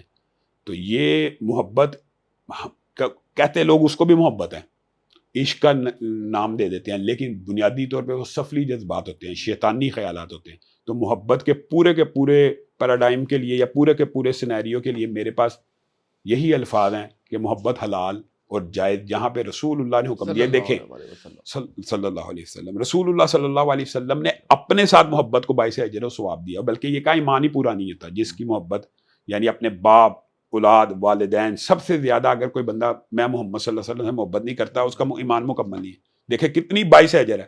اور اگر ایک بندہ اس کو ابو لہب سے ہو جائے، ابو جہل سے ہو جائے، یا رسول اللہ کے دشمنوں سے ہو جائے، حرام ہے. تو کہتے ہیں ہم اس کو بھی محبت ہے، لیکن وہ حرام ہے. اچھا مجھے یہ بتائیں، جیسے ابھی آپ نے شہوت کا ذکر کیا، ابھی آپ نے سفلی جذبات کا ذکر کیا. بطور انسان آپ عالم دین بھی ہیں، بڑا قد ہے ماشاءاللہ، شیطان آپ پہ بھی تو حملہ آور ہوتا ہوگا. اس وقت میں کیسے آپ اس چیز سے باہر نکلتے ہیں؟ اسامہ بھائی، یہ آپ نے بہت اچھا سوال کیا، اور میں اللہ کے فضل و کرم سے جو اپنی زندگی کے اندر مشاہدہ کیا، میں یہ سمجھتا ہوں سب سے بڑا فتنہ، پیسے سے بڑا بھی فتنہ یہ ہے نظر کا اور شہوت کا. تو اللہ کے فضل و کرم سے میں اس تجربے اور نتیجے پہ پہنچا ہوں کہ اگر انسان کے اندر ایسے جذبات پیدا ہوں تو اس کو حلال رستہ تلاش کرنا چاہیے. مثلا ہمارے معاشرے کے اندر یہ جو آپ نے سوال کیا نا، یہ ایک عجوبہ ہے، اچنبہ ہے. کیا کوئی بندہ کہے کہ اگر آپ کے اندر یہ جذبات پیدا ہوتے ہیں آپ شادی کریں؟ آپ کو پتا عورتیں گھر میں گھسنے نہ دیں، اور آپ شاید آن ایئر بھی نہ کر سکیں ایسے پروگرام. عورتیں اس بارے میں بڑی سینسٹیو ہوتی ہیں. لیکن میں آپ کو اپنا ذاتی تجربہ اور مشاہدہ بتاتا ہوں کہ اللہ کے فضل و کرم سے ویسے تو احادیث اور مطالعہ کر کے انسان اس سٹیج پہ پہنچ جاتا ہے کہ غیر محرم کے اوپر نظر ڈالنا کتنا خطرناک ہے، کہ نظر ڈالنا اتنا خطرناک ہے تو اس کے ساتھ انوالو ہونا کیسا ہوگا. میں نے سب سے پہلے جب اپنے اندر اس طرح کی کوئی بات دیکھی تو میں نے اللہ کے فضل و کرم سے نکاح کیا دوسرا. اور میں آپ کو آج یہ گارنٹی سے کہتا ہوں، جو بندہ اللہ سے ڈرتے ہوئے نکاح کرے اس کے اندر سے یہ خواہش ختم ہو جاتی ہے. واہ. اس کے بعد نہیں ہوتی. اگر مثال دے رہا ہوں ہو تو تیسری کر لے، لیکن پاکستانی جیسی خوراکیں یا ماحول ہے پاکستانی. تو آپ کا ارادہ نہیں ہے؟ نہیں، اب تو عمر بھی، آپ کی عمر ہی کیا ہے؟ ابھی تو میری عمر پڑی ہے 43. کوئی عمر ہوتی ہے 43 بڑی عمر ہوتی ہے. 40 میں تو بندہ جوان ہوتا ہے علامہ صاحب. 40 میں تو فلما بالغ شدہ، قرآن نے اس کو کہا جب اپنے عروج پہ پہنچ جاتا ہے. 40 عروج ہے، اس کے بعد زوال ہے. لیکن پھر بھی 20 سال تو ہوتے ہیں نا. 20 سال تو آپ کے پاس. میرے خیال میں 20 سال کے لیے 2 بیویاں، میں یہ سمجھتا ہوں اپنی اصل میں ہر بندے کی جبلی تقاضے بھی مختلف ہوتے ہیں. یہ بڑا اہم پوائنٹ. میں یہ سمجھتا ہوں کہ اللہ کے فضل و کرم سے دوسری شادی کے بعد اللہ کے فضل و کرم سے کبھی خواہش بھی پیدا نہیں ہوئی. سمجھ رہے ہیں نا؟ ہو سکتا ہے کئی لوگوں کو یہ مقام حاصل ہو 3 شادیوں کے بعد، ہو سکتا ہے کئیوں کو 4 کے بعد. تو 4 سے آگے تو گنجائش ہی نہیں. آپ کیونکہ ماشاءاللہ اتنا دین کا کام کرتے ہیں تو مشکل تو ہوتا ہوگا انصاف کرنا، وہ والی بات، وہ اس کو. ہاں، جہاں تک یہ بات ہے نا، اس حوالے سے اللہ کے فضل و کرم سے جو میری دونوں بیویاں بہت زیادہ کمپرومائزنگ ہے. یہ بات اللہ کی طرف سے ایک انعام سمجھ لیں یا نعمت ہے کہ دونوں بیویاں ایک ہی گھر میں رہتی ہیں. واہ. ایک میرے چچا کی بیٹی ہے اور ایک معروف عالم دین ہے حمید اللہ حمیدی صاحب، ان کی بیٹی ہے. تو آپ یہ سمجھ لیں کہ دونوں دینی گھرانوں کی ہیں، مذہبی گھرانوں کی ہیں. صرف 6 ماہ اول شادی کے جو پہلے 6 ماہ تھے ڈسٹرب گزرے ہیں. پہلی بیوی کی طرف سے ایجیٹیشن ہوتی ہے، بندہ سینسٹیو ہوتا ہے، اور انسان کا لامحالہ طور پہ پہلی بیوی کی طرف رجحان بھی زیادہ ہوتا ہے، محبت بھی زیادہ ہوتی ہے. تو وہ انسان بہرحال وہ 6-7 مہینے ایسے ہوتا ہے. لیکن بعد میں اللہ کے فضل و کرم سے جب اکٹھے ایک گھر میں آگے، اب الحمدللہ جو میرے بچے ہیں دونوں بیویوں میں سے، وہ آپس میں پتہ ہی نہیں لگتا کہ یعنی آپس میں ایک ہی گھر میں کھیل رہے ہیں، پل رہے ہیں. اور بھابھی صاحبان جو ہیں وہ آپس میں گفتگو بھی کر رہی ہیں، بالکل بہنوں کی طرح رہتی ہیں. اچھا، واہ واہ واہ، بالکل بہنوں. آپ ماشاءاللہ. یہ اس کا راز بتائیں آپ ہماری آڈینس کو کہ کیا ایسا کریں، کیونکہ یہ میں نے دیکھا بہت سے لوگوں کو اس میں بڑے کرائسس میں دیکھا میں نے. بہت زیادہ کرائسس آتے ہیں. یہ سب سے مشکل. بلکہ مجھے یہ بتائیں کہ کیا اس کے لیے بھی کوئی وظیفہ ہے؟ وظیفہ ہے اس کے لیے؟ آپ بتائیں. نہیں بتائیں یہ بڑا اس کے لیے وظیفہ ہے، ربی انی لما انزلت الی من خیر فقیر. یہ سورۃ قصص کی آیت نمبر 24 ہے. حضرت موسیٰ کا یہ سارا کا سارا واقعہ، حضرت موسیٰ جب مدین کے گھاٹ کے اوپر گئے تھے تو وہاں پہ انہوں نے اللہ سے یہی فریاد کی تھی، ربی انی لما انزلت الی من خیر فقیر. اے اللہ میں تیرے در کا فقیر، تم نبی کہہ رہا ہے میں تیرے در کا فقیر ہوں، تو اپنی جو ہے خیرات میری جھولی میں نازل کر دے. اس وقت وہ انہوں نے کس جذبات کے تحت یہ بات کی تھی؟ شادی کے لیے نہیں تھی کی، بھوک سے کی تھی. لیکن اللہ تعالیٰ نے روٹی کا انتظام نہیں کیا، روٹی پکانے والیوں کو بھیج دیا تو شادی بھی ہوگی. تو میں یہ سمجھتا ہوں یہ وظیفہ بہت زیادہ مجرب ہے. اور اس کے بعد میں یہ سمجھتا ہوں کہ آپ کے پاس اگر دلائل ہیں، ڈائلاگ ہے، جیسے میں نے پہلے کہا ڈائلاگ اور مکالمے سے میں نے پہلی بیوی کو بہت زیادہ کنونس کر لیا. لیکن جو آپ نے وظیفہ بتایا ہے، یہ آپ نے بتایا ہے کہ دونوں بیویاں صلح صفائی، ہاں آپ کا گھر امن امان سے. اور کتنی دفعہ کرنا ہے، کیسے کرنا ہے؟ اس کے لیے تو ویسے جو کثرت کا جو عدد ہوتا ہے وہ 313 ہوتا ہے. 313 دفعہ کوئی بھی وظیفہ اگر آپ کریں تو وہ کثرت کے ساتھ ہوتا ہے. یہ تو اگر کسی کی ایک بھی نہیں ہوئی تو اس کے لیے تو یہ وظیفہ ہے 40 دن کے لیے وہ کرے. ہر نماز کے بعد انشاءاللہ اس کا بہترین رشتہ آ جائے گا. اور اگر دوسری کرنا چاہتا ہے تو پھر کر لے 40 دن تک. اور دونوں میں صلح صفائی کرنا چاہ رہا ہے تو پھر کتنے دن تک؟ پھر بھی یہی پڑھتا رہے تو اللہ کے فضل سے گھر میں. آپ نے زندگی میں پھر 3 دفعہ کیا؟ نہیں میں تو پہلی کی دفعہ، ایک دوسری کی دفعہ، اور پھر جو ہے وہ دونوں میں صلح صفائی کے لیے. اسامہ بھائی میں نے تو اپنی زندگی کے اندر نا یہ سمجھ لیں کہ جو فارغ ٹائم ہوتا ہے ذکر کرتا رہتا. میں اس طرح نہیں کرتا کہ اسپیشل میں چلتے پھرتے گاڑی میں آتے جاتے، ٹریولنگ میں ابھی آتے، مسجد آتے جاتے، اگر منہ زبان تر رہے اللہ کے ذکر سے تو زبان کو تر رکھے. اچھا مجھے یہ بتائیے گا، میں نے کیونکہ آپ سے پورا ایک سیگمنٹ کرنا ہے اس پہ جس میں ہم آپ سے وظائف کی بات کریں گے، لیکن اس سے پہلے میں جاننا یہ چاہوں گا کہ ان وظائف کے پیچھے جو بیک گراؤنڈ ہے، جو چیز ہے، اب یہ ان لوگوں کے لیے جو نہیں سمجھتے. ایک سوال یہ کہ کیا وظیفہ پوچھے بغیر نہیں کیا جا سکتا، اجازت لیے بغیر نہیں کیا جا سکتا؟ کچھ لوگ کہتے ہیں الٹا پڑ جاتا ہے اگر آپ، کچھ کہتے ہیں یہ بڑا گرم عمل ہے، آپ کو غصہ آتا ہے. اور یہ جو میں جاننا چاہ رہا ہوں وہ یہ ہے کہ آپ کے پاس یہ علم کہاں سے آ رہا ہے وظیفے کا، وہ ذرا تھوڑا سا مجھے وہ بتائیے. اچھا اس کے اندر تجربات، مشاہدات بھی ہوتے ہیں. دوسری بات یہ ہے کہ میرے جو نانا تھے حضرت حافظ محمد گوندلوی رحمہ اللہ کے فضل و کرم سے پورے برِ صغیر کے اندر اس ٹائم جتنے علماء اہل حدیث کے زندہ ہیں، حدیث کی سند رسول اللہ صلی اللہ علیہ وسلم تک انہی کے ذریعے، تو وہ خود بھی وظائف بتاتے تھے. ہماری فیملی کے اندر بھی تھا، لیکن اپنے عملی تجربے اور مشاہدات اس بارے میں اسامہ بھائی بہت زیادہ انسان کو، مثلا میں نے آپ کو ایک وظیفہ بتایا، آپ میرے پاس کوئی بیماری لے کے آئے، میں نے دماغ سے اندازہ لگایا کہ اس بیماری کے لیے یہ وظیفہ قرآن کی آیت سوٹیبل ہے. پھر جب اس سے فیڈ بیک ملتا ہے نا، وہ کہتے ہیں اس کو مشاہدہ اور تجربہ، اور اس کو آپ مجربات کہتے ہیں. تو سب سے زیادہ انسان کا نالج اس طرح انکریز ہوتا ہے. مثلا آپ نے اب بات کر دی ہے تو میں بتاتا ہوں. میں نے کچھ لوگوں نے میرے سے کوئی کام تھے ایسے مشکل پوچھا تو میں نے ان کو اسم اعظم کا وظیفہ بتایا. اسم اعظم کا جب میں نے وظیفہ بتایا انہوں نے مجھے فیڈ بیک دیا کہ ہم نے ایک ہی دفعہ پڑھا ہے 313 مرتبہ، تو اللہ نے ہمارا یہ کام کرا دیا. تو پھر میں یہ زیادہ بتانا شروع ہو گیا، سمجھ رہے ہیں؟ یعنی یہ تجربے اور مشاہدے سے یہ باتیں سامنے آتی رہتی ہیں.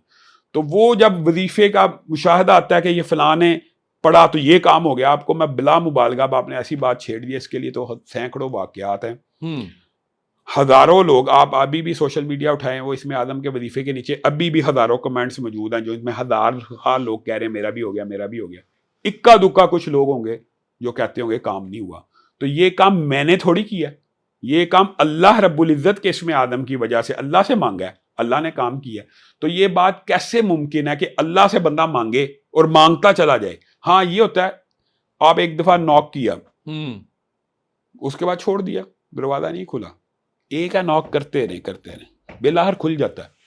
یہ بالآخر دروازہ کھلتا ہے.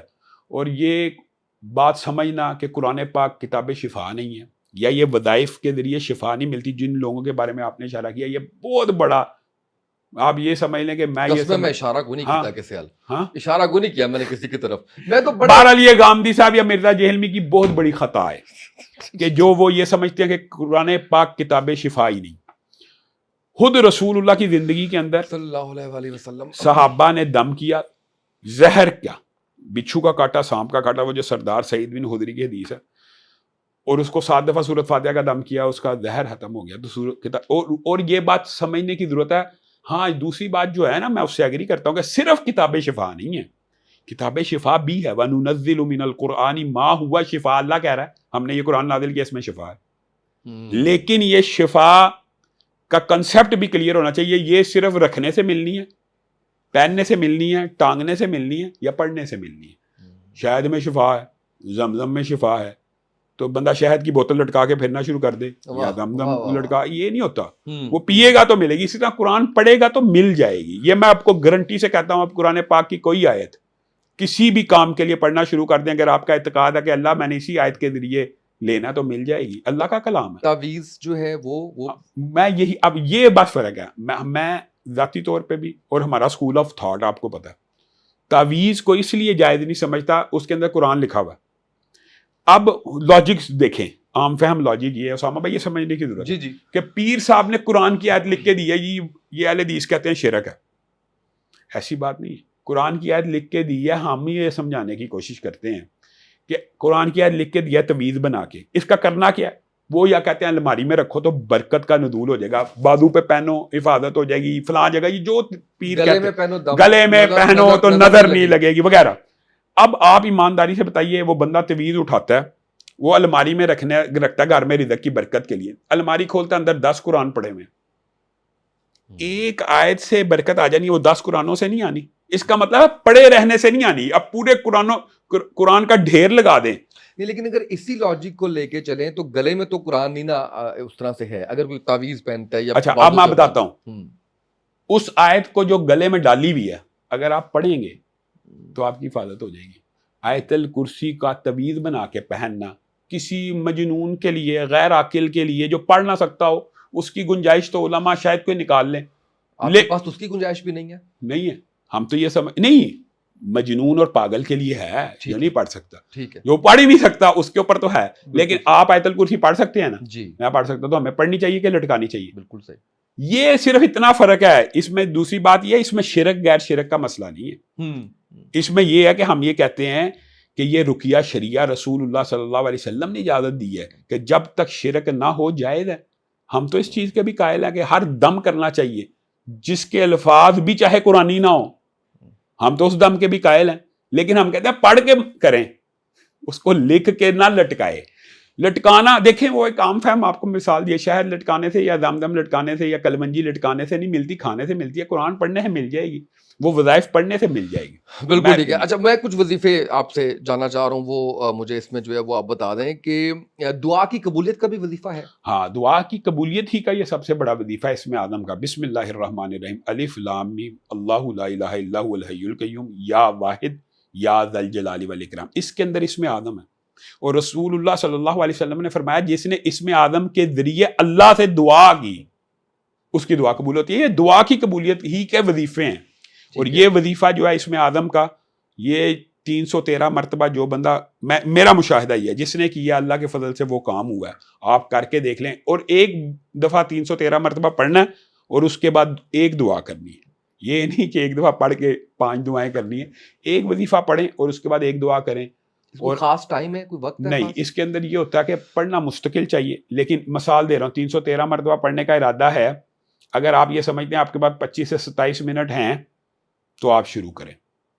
اس کے اندر بریک نہیں آنا چاہیے، یعنی مؤثر ہونے کے لیے کہہ رہا ہوں. اگر بریک آ جائے تو جائز تو ہے ہی ہے، اس میں نہیں.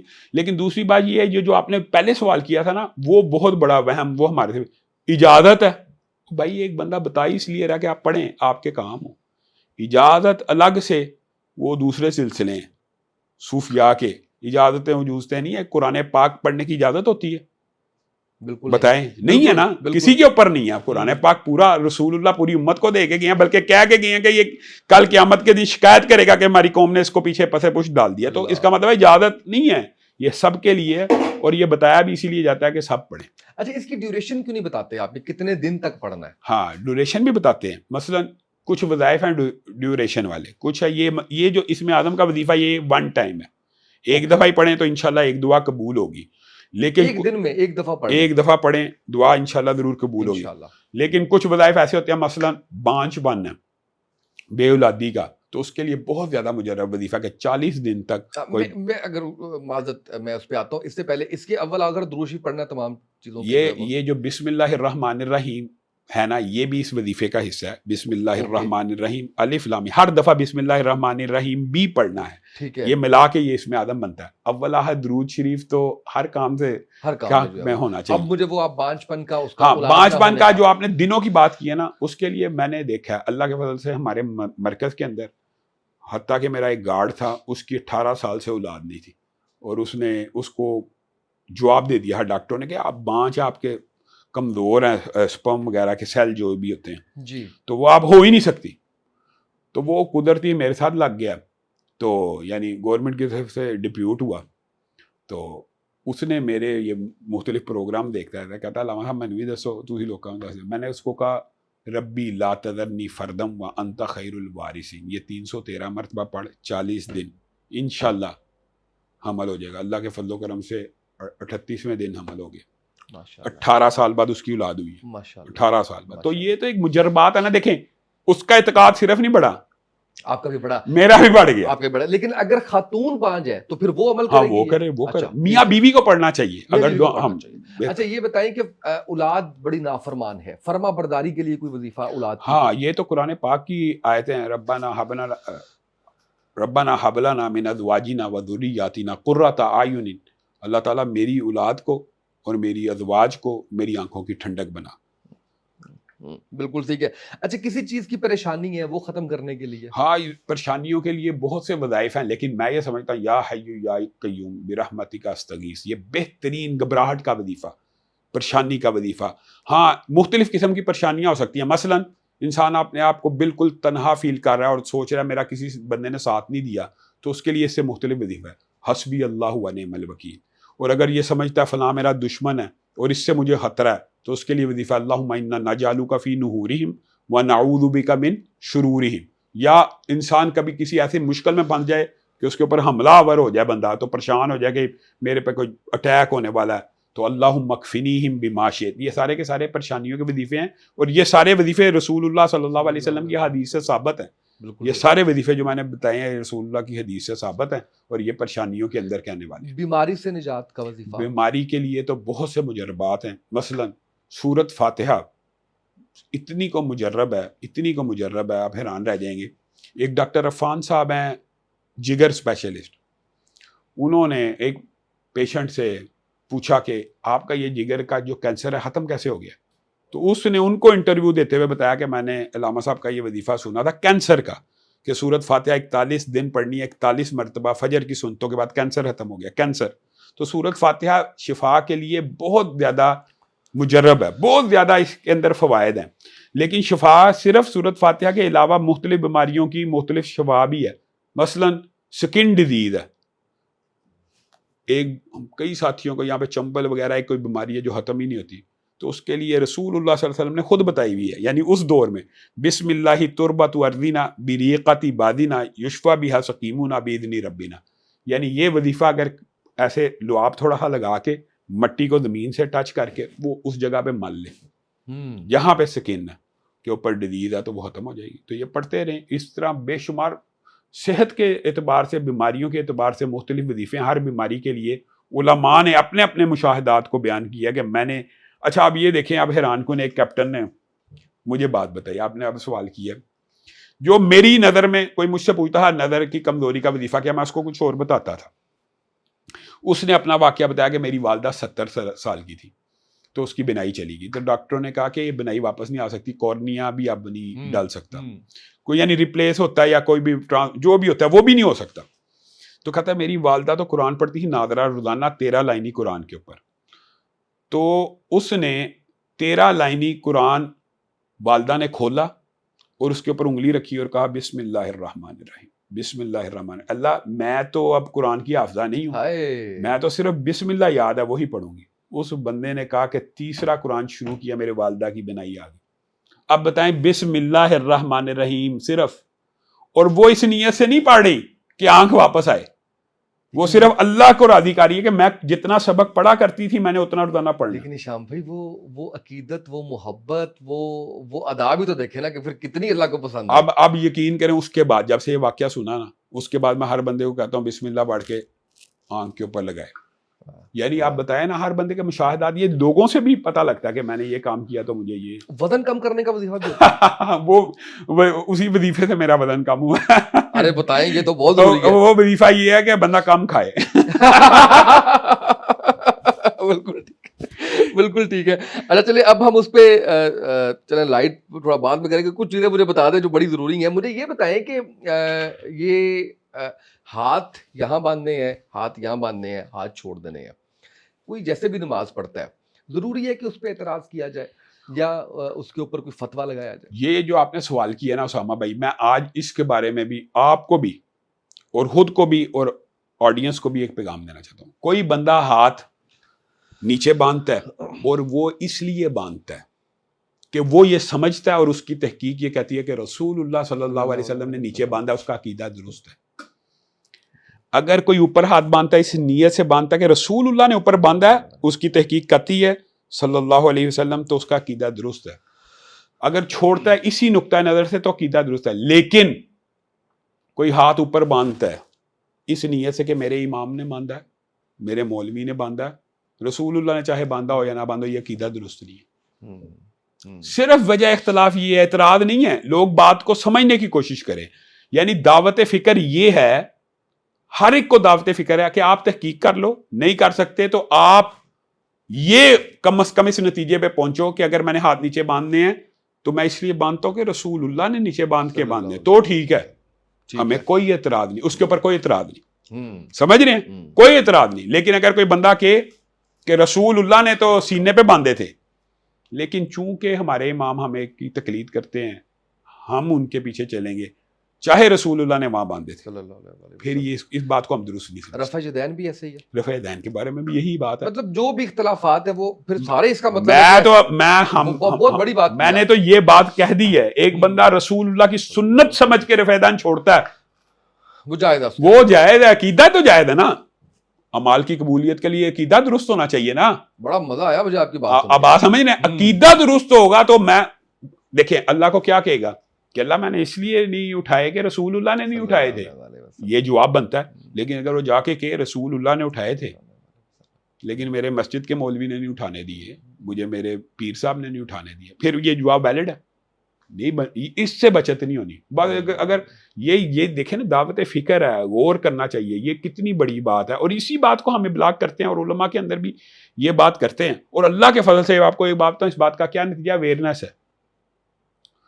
لوگ آپ کو پتا ہے سنت کی طرف زیادہ متوجہ ہو رہے ہیں. جتنا علم پھیل رہا ہے لوگ سنت کو پریفر دینا شروع ہو گئے ہیں. ہر مکتبہ فکر کے لوگ، ہر مکتبہ فکر کے علماء بھی. تقی عثمانی صاحب نے اپنے بھائی کے جنازے کے اوپر سورۃ فاتحہ نہیں پڑھی. اس کا مطلب ہے پریفرنس کا ٹائم آ چکا ہے. اللہ معاف کرے، اعتراض نہیں کہ دیوبندی بھائی میرے پہ اعتراض کرنا شروع کر دیں، لیکن انہوں نے ثابت کیا کہ سنت کو اپنایا جا سکتا ہے. اچھا یہ بتائیں، جیسے ابھی آپ نے کہا کہ بچت نہیں، پھر بچت نہیں، اب یہ آگے کے فیصلے تو اللہ پہ ہیں. کبھی ڈر نہیں لگا آپ کو کسی پہ اس طرح سے کہتے ہوئے کہ اس کی بچت نہیں ہونی؟ نہیں، میں تو آپ کو ایک لاجیکل بات بتا رہا ہوں. رسول اللہ دیکھیں قرآن پاک میں 700 ٹائمز کس کی پیروی کا حکم ہے، بال واسطہ یا بلا واسطہ؟ رسول اللہ کی صلی اللہ علیہ وسلم. جی بالکل. کسی عالم کی، کسی مولوی، کسی پیر فقیر کی پیروی نہیں ہے نا. نہیں، صرف رسول اللہ کی پیروی نے بچانا. اب یہ کام فہم بات ہے، یہ اس کے انداز بیان کرنے کے مختلف ہو سکتے ہیں. اگر ایک بندہ یہ سوچتا ہے نہیں رسول اللہ صلی اللہ علیہ وسلم نے بے شک، دیکھیں آپ کا میرا عقیدہ ایک اور بھی ہے، رسول اللہ نے دین پورا پہنچایا. جی بالکل پورا پہنچایا. ایک بندہ کہ نہیں پہنچایا پورا ہے لیکن یہ نیکی کا کام رہ گیا تھا، پھر ہم اس کو کہتے ہیں یار یہ کہاں سے آ یہ نہیں ہے. شرک کا فتویٰ لگا دیتے ہیں آپ بھی؟ نہیں، شرک کا فتویٰ معین لگانا تو حرام ہے نا. کسی کو اگر انسان کہے تو کافر ہے یا مشرک ہے تو وہ تو واپس لوٹ آتا ہے اگر وہ نہ ہو. اہل تشیع کو کبھی نہیں کہا آپ نے؟ میں اچھا یہ بات دیکھیں، یہ آپ نے بہت اچھا سوال کیا. لوگوں کے اندر یہ سوچ پائی جاتی ہے کہ ہم معین کافر شیعہ کافر کے قائل ہیں. ہرگز نہیں. آپ سے ایک سوال کرنا ہے، آپ بتائیں اگر کسی عام مسلمان کو بندہ کافر کے تو وہ کافر نہ ہو، بندہ کافر ہو جاتا ہے، یہ صحیح حدیث ہے. جی. کوئی بندہ کسی صحابی کو کافر کے جن کے بارے میں اللہ نے رضی اللہ کا ہے تو وہ مسلمان رہے گا. ہم تو صرف یہ بیان کرتے ہیں. ٹھیک ہے، بالکل. کافر نہیں کہتے. لیکن اگر کسی بندے کا عقیدہ یہ ہے کہ ابو بکر، عمر یعنی کوئی صحابی رسول کافر ہے تو اس سے بڑا کافر کوئی نہیں. یہ بات ہے. لیکن کسی کا نہیں ہے تو وہ نہیں ہے. بالکل ٹھیک ہے. اچھا یہ بتائیے گا کہ متع نکاح کے بارے میں آپ کی کیا رائے ہے؟ کیونکہ اس کے بارے میں ایک دفعہ مجھے میرا علم بہت محدود ہے، پہلے تو میں معذرت خواہ ہوں اس بات پہ. کسی نے مجھے ایک دفعہ بتایا، انہوں نے کہا کہ نبی پاک صلی اللہ علیہ وآلہ وسلم کی زندگی تک متع نکاح ہوتا رہا ہے. تو نبی پاک صلی اللہ علیہ وآلہ وسلم نے آخری خطبہ حجۃ الوداع کے موقع پر یہ فرمایا کہ آج میں نے تم پر دین مکمل کر دیا. تو اس کے بعد اگر کوئی ایسی چیز آئی ہے تو اگر منع کیا گیا ہے تو نہیں، کیونکہ ان کے دور میں ہو رہا تھا تو اس لیے جائز ہے. آپ اس حوالے سے مجھے کسی مسلک کی نہیں، مجھے آپ نے جو ہے میں تو قرآن و سنت لاجیکل، کی بات مجھے جو مزہ آ رہا ہے نا، میں ٹائم بھی آپ کا زیادہ لے رہا ہوں، مجھے پتا تھا کہ مجھے آپ کے ساتھ بڑا مزہ آنے والا ہے، تو اس لیے میں چاہ رہا تھا کہ ہم ذرا عشاء کی نماز کے بعد اس کے اوپر بیٹھیں. تو اس پہ مجھے تھوڑا سا بتا. اسامہ بھائی، بنیادی طور کے اوپر جو آپ کی انفارمیشن میں کسی نے آپ کو پوری صحیح نہیں دی، آدھی درست دی ہے. رسول اللہ صلی اللہ علیہ وسلم جب آئے ہیں، شراب معاشرے میں تھی، جی، رسول اللہ نے آہستہ آہستہ اس کا خاتمہ کیا. جی، بے پردگی تھی، جی، آہستہ آہستہ پردہ نازل ہوا. اسی طرح متع کا نکاح اس معاشرے میں موجود تھا. نکاح متع ایک ایسا نکاح تھا کہ جس کے اندر نکاح کی بعض شرائط پائی جاتی ہیں. صرف ایک شرط مفقود ہے. نکاح اس نیت پہ ہوتا ہے، کوئی بھی نکاح اس نیت پہ ہوتا ہے کہ یہ نکاح ہمیشگی اور دوام کے اوپر ہے. طلاق ہو جائے تو ہو جائے، ٹائم باؤنڈ نہیں ہوگا.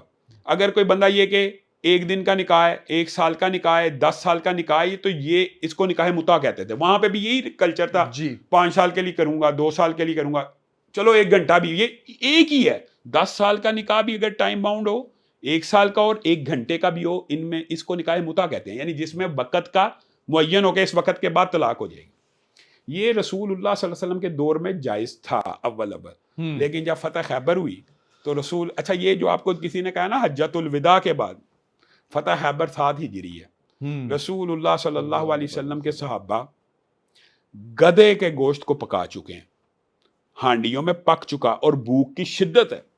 رسول اللہ صلی اللہ علیہ وسلم نے فرمایا آج کے بعد گدھے کا گوشت، گھریلو گدھے کا گوشت تمہارے پہ حرام کر دیا گیا، اور آج کے بعد متع تمہارے پہ حرام کر دیا گیا. اب مجھے ایک بات بتائیں، متع اور گھریلو گدھے کا گوشت ایک ہی دن 7 ہجری میں حرام ہوا ہے، اور اگر کوئی بندہ کہ یہ وہ حجۃ الوداع کے بعد حلال ہوا تو وہ اس کی بات ویلڈ ہے. یعنی رسول اللہ کے دنیا سے چلے جانے کے بعد اگر کوئی کہ حرام ہوا ہے تو وہ یہ بات 100% ویلڈ مانی جائے گی. لیکن یہ رسول اللہ اپنی زندگی ہی میں حرام کر کے گئے ہیں. اور اس سے بھی اگلی بات، اس کی پھر تشریحات بھی کر کے گئے ہیں. کوئی نکاح ایسا نہیں ہے، کوئی نکاح ایسا نہیں ہے جس کی بنیاد طلاق پہ ہو. آپ بات سمجھ رہے ہیں؟ اور یہ بڑا خطرناک مسئلہ ہے. اور اس کے اندر بہرحال اہل سنت کے لوگوں کو بھی غور و فکر کرنے کی ضرورت ہے کہ متع جو ہے وہ سارے اہل سنت مکتبہ فکر کہتے ہیں حرام ہے، کیونکہ اس میں طلاق کی نیت ہوتی ہے اور ٹائم باؤنڈ ہوتا ہے. لیکن خود اہل سنت کے اندر ایک طبقہ فکر پایا جاتا ہے جو نکاح حلالہ کا قائل ہے. حلالہ، نکاح حلالہ کا قائل ہے. ٹھیک ہے. اور حلالہ کس شرط پہ ہوتا ہے؟ اس شرط پہ کہ آپ کی طلاق ہوگی اور اس کے بعد آپ کی کہیں شادی ہوگی اور کسی وجہ سے آپ کی طلاق ہوگی، وہ تو اصلی حلالہ نا، وہ تو قرآن پاک کا ہو گیا. لیکن ایک طبقہ فکر ایسا بھی موجود ہے جو ٹائم باؤنڈ حلالے کا قائل ہے. ان کو بھی تو دعوت اصلاح، ان کو بھی تو دعوت فکر دینی چاہیے، ان کی بھی اصلاح کرنی چاہیے کہ بھائی یہ جو حلالہ آپ کرتے ہیں 3 دن کا، کہ 3 دن بعد عورت حلالہ کرا کے آ جائے گی، یہ تو متع ہے، اور متع سے بدتر ہے، متع سے بھی بدتر ہے. تو یہ سمجھیں اس میں برابری ہے. جو آپ نے بات کی ہے یہ تو آپ نے ماشاءاللہ، آپ کا اتنا علم کم نہیں ہے. وہ تو جنرلی کہیں شادی ہو گئی، ویسے طلاق ہوگی، وہ حلالہ فوت ہو گیا، وہ حلالہ الگ ہے. لیکن جو ٹائم باؤنڈ ہوگا، جو اس نیت سے کیا جائے، طلاق کی نیت پہ حلالہ بھی نہیں جائز اور طلاق کی نیت پہ نکاح متع بھی نہیں جائز. طلاق کی نیت کے اوپر کوئی نکاح ہوتا ہی نہیں ہے. اچھا، لوگ اس نکاح کو نکاح مسیار سے کنفیوز کر دیتے ہیں. یہ میں اس پہ اگلا سوال ہی یہ تھا. اچھا اب دیکھیں، نکاح مسیار میں وقت نہیں ہوتا. اچھا یہ بات سمجھنے کی ضرورت ہے. اچھا جو نکاح مسیار یہ ہے نا کہ 5 سال بعد طلاق ہوگی، وہ بھی متع ہی ہے، وہ مسیار نہیں ہے. مسیار یہ ہوتا ہے اسامہ بھائی کہ بیوی یا خاوند اپنا کوئی حق چھوڑے، اپنا کسی حق میں ریلیف کرے. مثلا مسیار یہ ہے کہ آپ سیکنڈ میرج کرنا چاہتے ہیں، ایک مثال سمجھانے کے لیے، جی، اور وہ عورت کہتی ہے ٹھیک ہے مجھے برابری نہیں چاہیے، ٹھیک ہے، آپ اس کو 5 دن دیتے ہیں، مجھے 2 دن دے دیں. یہ مسیار ہے. مسیار کا مطلب ہے آسانی پیدا کرنا. اس عورت نے اپنا حق چھوڑا، کس کی مرضی سے؟ اپنی مرضی سے. مرد اپنا حق چھوڑے. ٹھیک ہے میں تجھ سے نکاح کروں گا لیکن تجھے میں یہ آسانی دوں گا, تجھ سے ڈیمانڈ نہیں ہے میرے کپڑے استری کر, تو میرا کھانا نہ پکا. یعنی یہ مسیار مرد کر رہا ہے. یہ نکاح 100% جائز ہوتے ہیں اگر پہلے سے بات طے ہو جائے, کمٹمنٹس ہو جائیں. اس کو نکاح مسیار کہتے ہیں. اس کو کنفیوز کیا جاتا ہے متع کے ساتھ. وہ نکاح مسیار حرام ہی ہے جو طلاق کی بنیاد پہ ہوگا.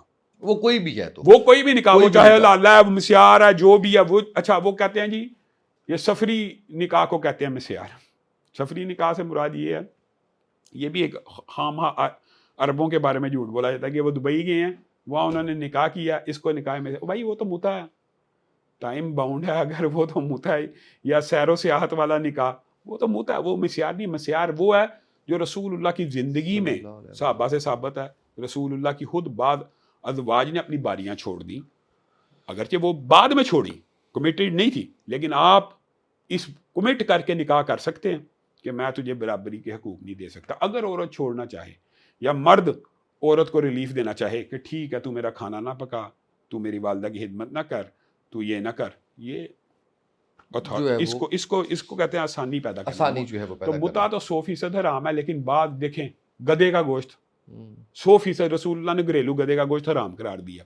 گھریلو گدھا حرام نہیں تھا کیونکہ اس کے دانت سیدھے ہوتے ہیں, چرنے والا جانور ہے, لیکن رسول اللہ نے حرام کہہ دیا. واضح حدیث خیبر کے موقع میں موجود ہے. آج ہمارے پاکستان کے اندر ایک شخص ایسا جو کہتا ہے گدھا, اور بڑا مشہور ہے ٹی وی کے اوپر, میں نے ابھی سنا کچھ دن پہلے, ساحل ادیم نامی شخص. اچھا, وہ کہتا ہے گدھے کا گوشت حرام ہی نہیں. عجیب بات ہے, یعنی لوگوں کو یہی نہیں پتا کہ گھریلو گدھا حرام رسول اللہ صلی اللہ علیہ وسلم کر کے گئے ہیں. اسی حدیث میں متع حرام ہے, سمجھیں, ایک ہی حدیث ہے, ایک ہی کتاب کی ہے. اچھا, اس میں کوئی بھی کسی بھی قسم کا نکاح اس کو چھپانا تو جائز نہیں ہے نا؟ اچھا یہ جو بات ہے نا کہ چھپانے سے کیا مراد, نکاح کا تو اعلان ہوتا ہے. جس نکاح کے اندر 2 گواہ موجود ہوں, حق مہر وہ چھپا ہوا نہیں ہے. اچھا, یہ بات سمجھ لیں. ٹھیک ہے. اگر آپ یہ سمجھتے کہ بیوی سے چھپانا جائز نہیں, جائز ہے. اچھا, کہنے کا مطلب یہ آپ نے نکاح اعلانیہ کیا ہے, اس کی لڑکی کے ولی کی اجازت سے کیا ہے, نکاح کی ساری شرائط موجود ہیں, مہر ہے, گواہ ہیں, تو اس کو نکاح کہتے ہیں. یہ خفیہ مانا ہی نہیں جاتا. خفیہ ٹرم ہمارے پاکستان کی ٹرم ہے. اچھا, ایسا کچھ وہ نہیں ہے اس کے اندر. اچھا, کوئی ایسی مجھے 2-3 چیزیں ایسی بتائیں جو بڑی, جیسے ہم اردو میں ایک لفظ استعمال کرتے ہیں غلط العام, کچھ ایسے غلط کنسیپٹ جو بڑے غلط ہوں اور آپ کہیں کہ یہ ہماری کیوں اس کی تصحیح ہونا بڑی ضروری ہے. بہت زیادہ ہیں, لیکن آپ نے جن کی طرف اشارہ کیا, مثلا ہمارے ہاں معاشرے کے اندر یہ کنسیپٹ ہے کہ جھاڑو پھیرو شام کے ٹائم تو رزق کی کمی ہوتی ہے. یہ غلط العام ہے, اور عامت الناس میں. پھر سب سے بڑی جو عجیب بات ہے جو ہماری, آپ یہ سن کے حیران رہ جائیں گے, مذہبی گھرانوں کے اندر بھی یہ موجود ہے, بچے کو خوشبو نہیں لگانی, باہر نکلے گا جن آ جائے گا. یہ اتنا بڑا غلط العام ہے. رسول اللہ صلی اللہ علیہ وسلم کی سنت ہے خوشبو لگانا. خوشبو لگانے سے جنات بھاگتے ہیں, خوشبو سے جنات بھاگتے ہیں. اور ہمارے معاشرے میں یہ سمجھا جاتا ہے بچے کو خوشبو لگاؤ گے تو جن آ جائے گا.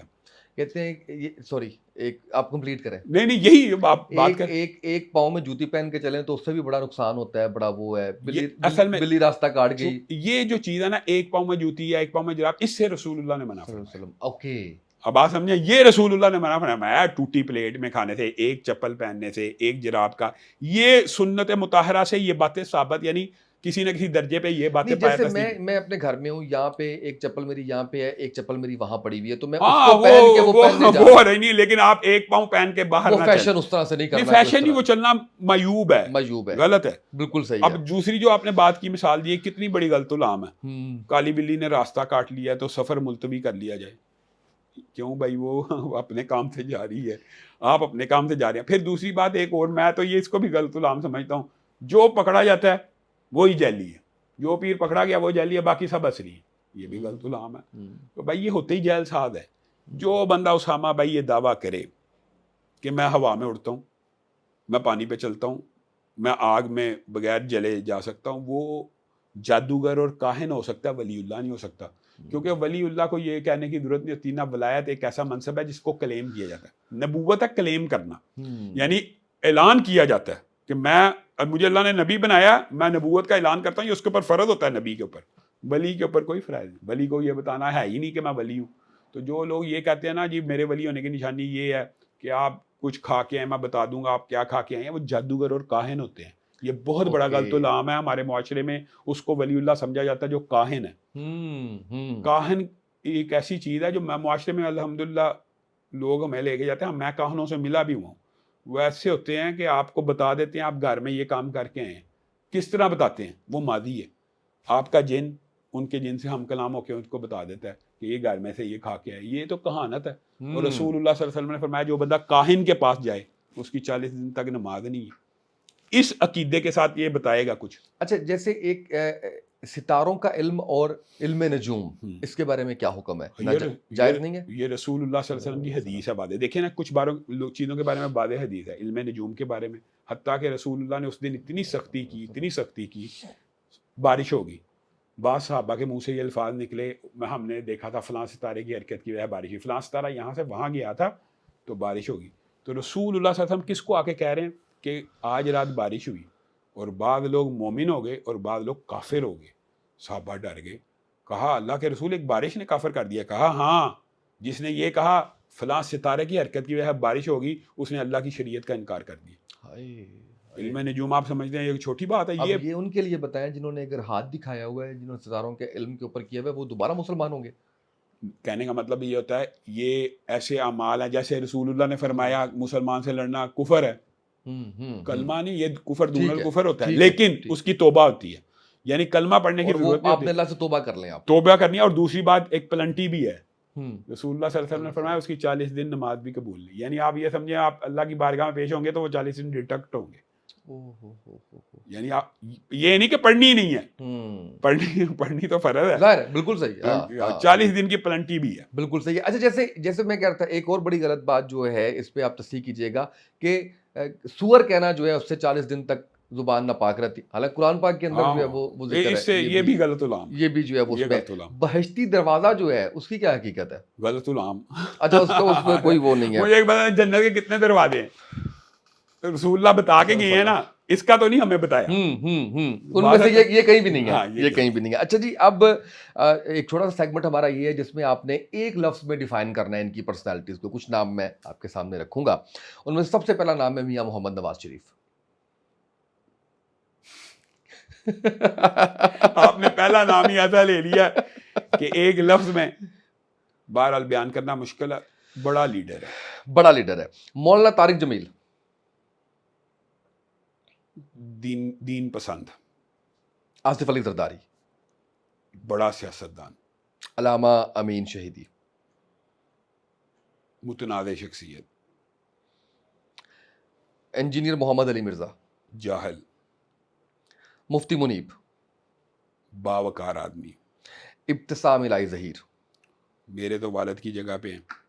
اور یا مقبول جان. ایک سیزنڈ آدمی ہے. ڈاکٹر طاہر القادری. اپنے مسلک کا بڑا بندہ. عمران خان اور نواز شریف بڑے لیڈر ہیں. پروفیسر ساجد میر. حزب اختلاف. الیاس قادری صاحب. اپنے کاز سے مخلص. ڈاکٹر ذاکر نائک. ایک عظیم آدمی. مفتی تقی عثمانی. ایک بہت بلند پایہ عالم دین. مفتی طارق مسعود. میرے بہترین دوست. اچھا اتنا اختلاف تو نہیں ہے لوگوں سے آپ کا کہیں بڑا؟ جیسے سوشل میڈیا پہ دیکھ کے پتہ کیا لگتا ہے اگر کوئی آپ کو نہیں جانتا؟ میں آپ کو ایک بات بتاتا ہوں، میں آپ کو پہلے بتاتا ہوں لوگوں کی پرسیپشن یہ ہے میرے بارے میں، ہے نا، ہے کہ یہ سب سے اختلاف کرتے ہیں شاید. ہاں لوگوں کے بارے میں یہ ہے، لیکن میرے یہ بڑے قریبی دوست ہیں. مرزا صاحب سے کیوں اتنا اختلاف کرتے ہیں؟ ہاں، مرزا صاحب سے اختلاف کی وجہ وہی ہے جو آپ نے بیچ میں ایک دفعہ سوال بھی کر لیا. مرزا صاحب کے کچھ نظریات ایسے ہیں جو حیران کن حد تک جہالت کے اوپر مبنی ہے. مثلا قرآن پاک کی بات آئی ہے نا، مرزا صاحب کہتے ہیں قرآن پاک کو بغیر ترجمہ پڑھنا ایسے ہے جیسے فرینچ میں گالیاں نکالنا. حالانکہ آپ نے بھی، سب نے یہ حدیث سنی ہوگی، اس کمرے کے اندر بیٹھے ہوئے ہر شخص نے بھی سنی ہوگی. رسول اللہ صلی اللہ علیہ وسلم نے کیا فرمایا؟ الف لام میم پڑھنے سے کتنی نیکیاں ملتی ہیں؟ 30 نیکیاں ملتی ہیں. ایک لفظ پہ 10 نیکی. الف پہ، لام پہ، میم پہ. اب الف لام میم کا ترجمہ بتائیں، دنیا کے کسی عالم سے پوچھ کے دکھائیں. نہیں ہے، کسی کو نہیں معلوم. کسی کو نہیں نا معلوم. تو قرآن پاک کو بغیر ترجمے پڑھنے سے بھی ثواب ہے کہ نہیں؟ وہ کہتا بغیر ترجمہ پڑھنا ایسے جیسے فرینچ میں گالیاں نکالنا. عقیدہ کتنی بڑی گمراہی ہے یہ، کتنی بڑی سالڈ گمراہی لوگوں کو گمراہ کر رہا ہے. ہاں جو دوسرا اینگل ہوتا ہے نا اسامہ بھائی، اس کے ہم قائل ہیں کہ قرآن پاک صرف کتاب ثواب نہیں ہے، صرف کتاب شفا نہیں ہے، کتاب ہدایت بھی ہے، یہ ہم مانتے ہیں. اور قرآن پاک کو ترجمے سے پڑھنا چاہیے یہ بھی مانتے ہیں. لیکن یہ کہنا کہ بغیر ترجمے کے جو بندہ پڑھے گا وہ ایسے جیسے فرینچ میں گالیاں نکال رہا ہے، یہ تو بدترین عقیدہ اور یہ قرآن پاک کی توہین ہے. پھر دوسرا جو سب سے بڑا اختلاف ہمارے دل میں ہے وہ یہ ہے کہ صحابہ کے بارے میں غیر محتاط رویہ، سیدنا امیر معاویہ کے بارے میں رویہ درست نہیں ہے. آپ اس کی گفتگو سن لیں، بنو امیہ انجسن، بنو امیہ انجسن، صبح سے لے کے شام تک بنو امیہ کو گالیاں نکالتا ہے.